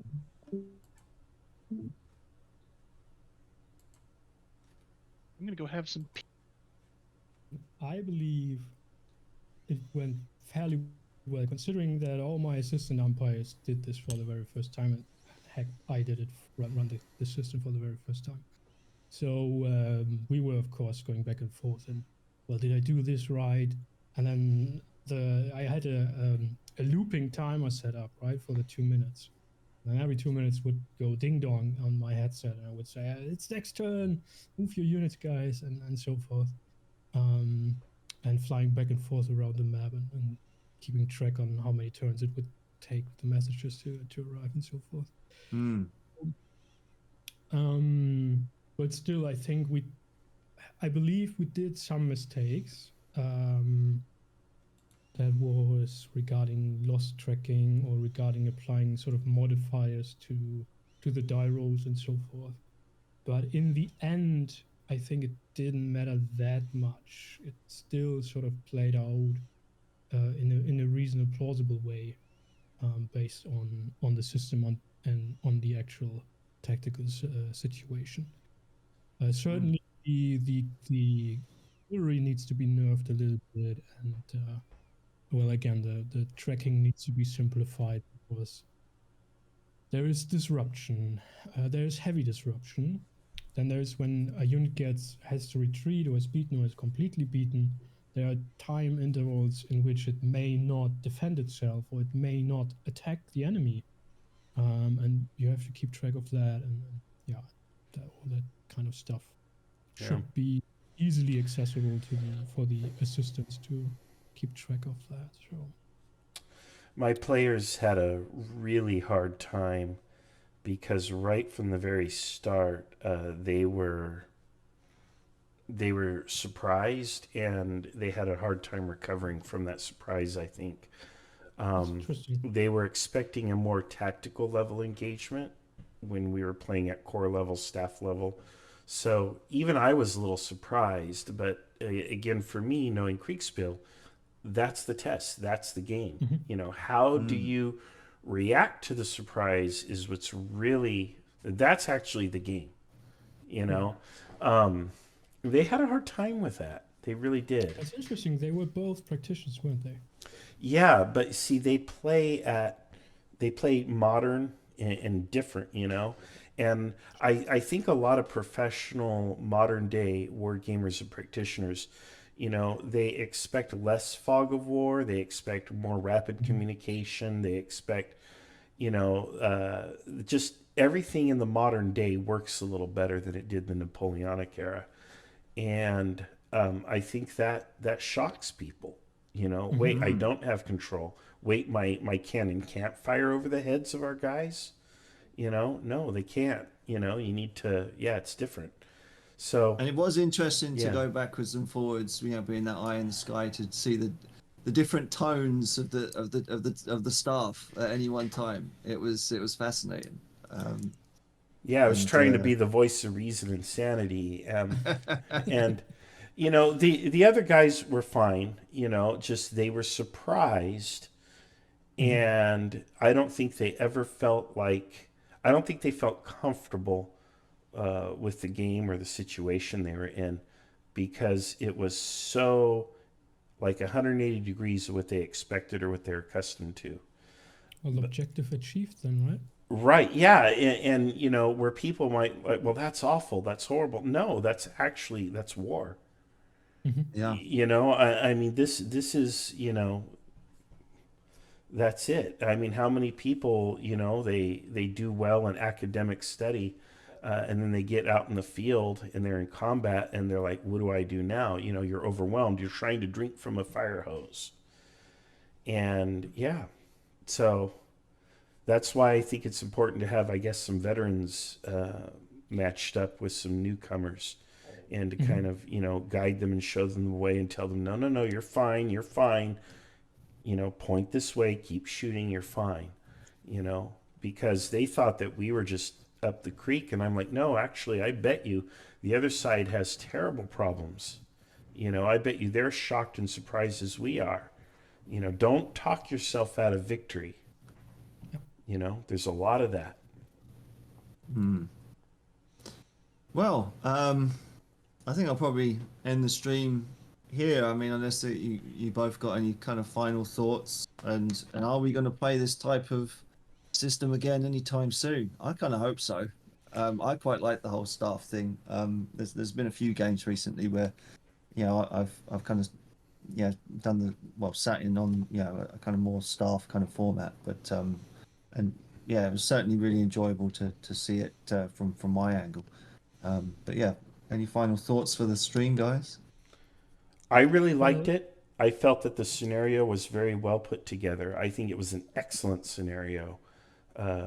And it was a real challenge to play at the staff level and not have individual players that I could trust or rely upon with boots and eyes on the ground at a forward position to make a decision. Now I'm relying on these reports. It's very different. I liked it. It was good. It was spicy. That's great to hear. Yeah, I liked it too.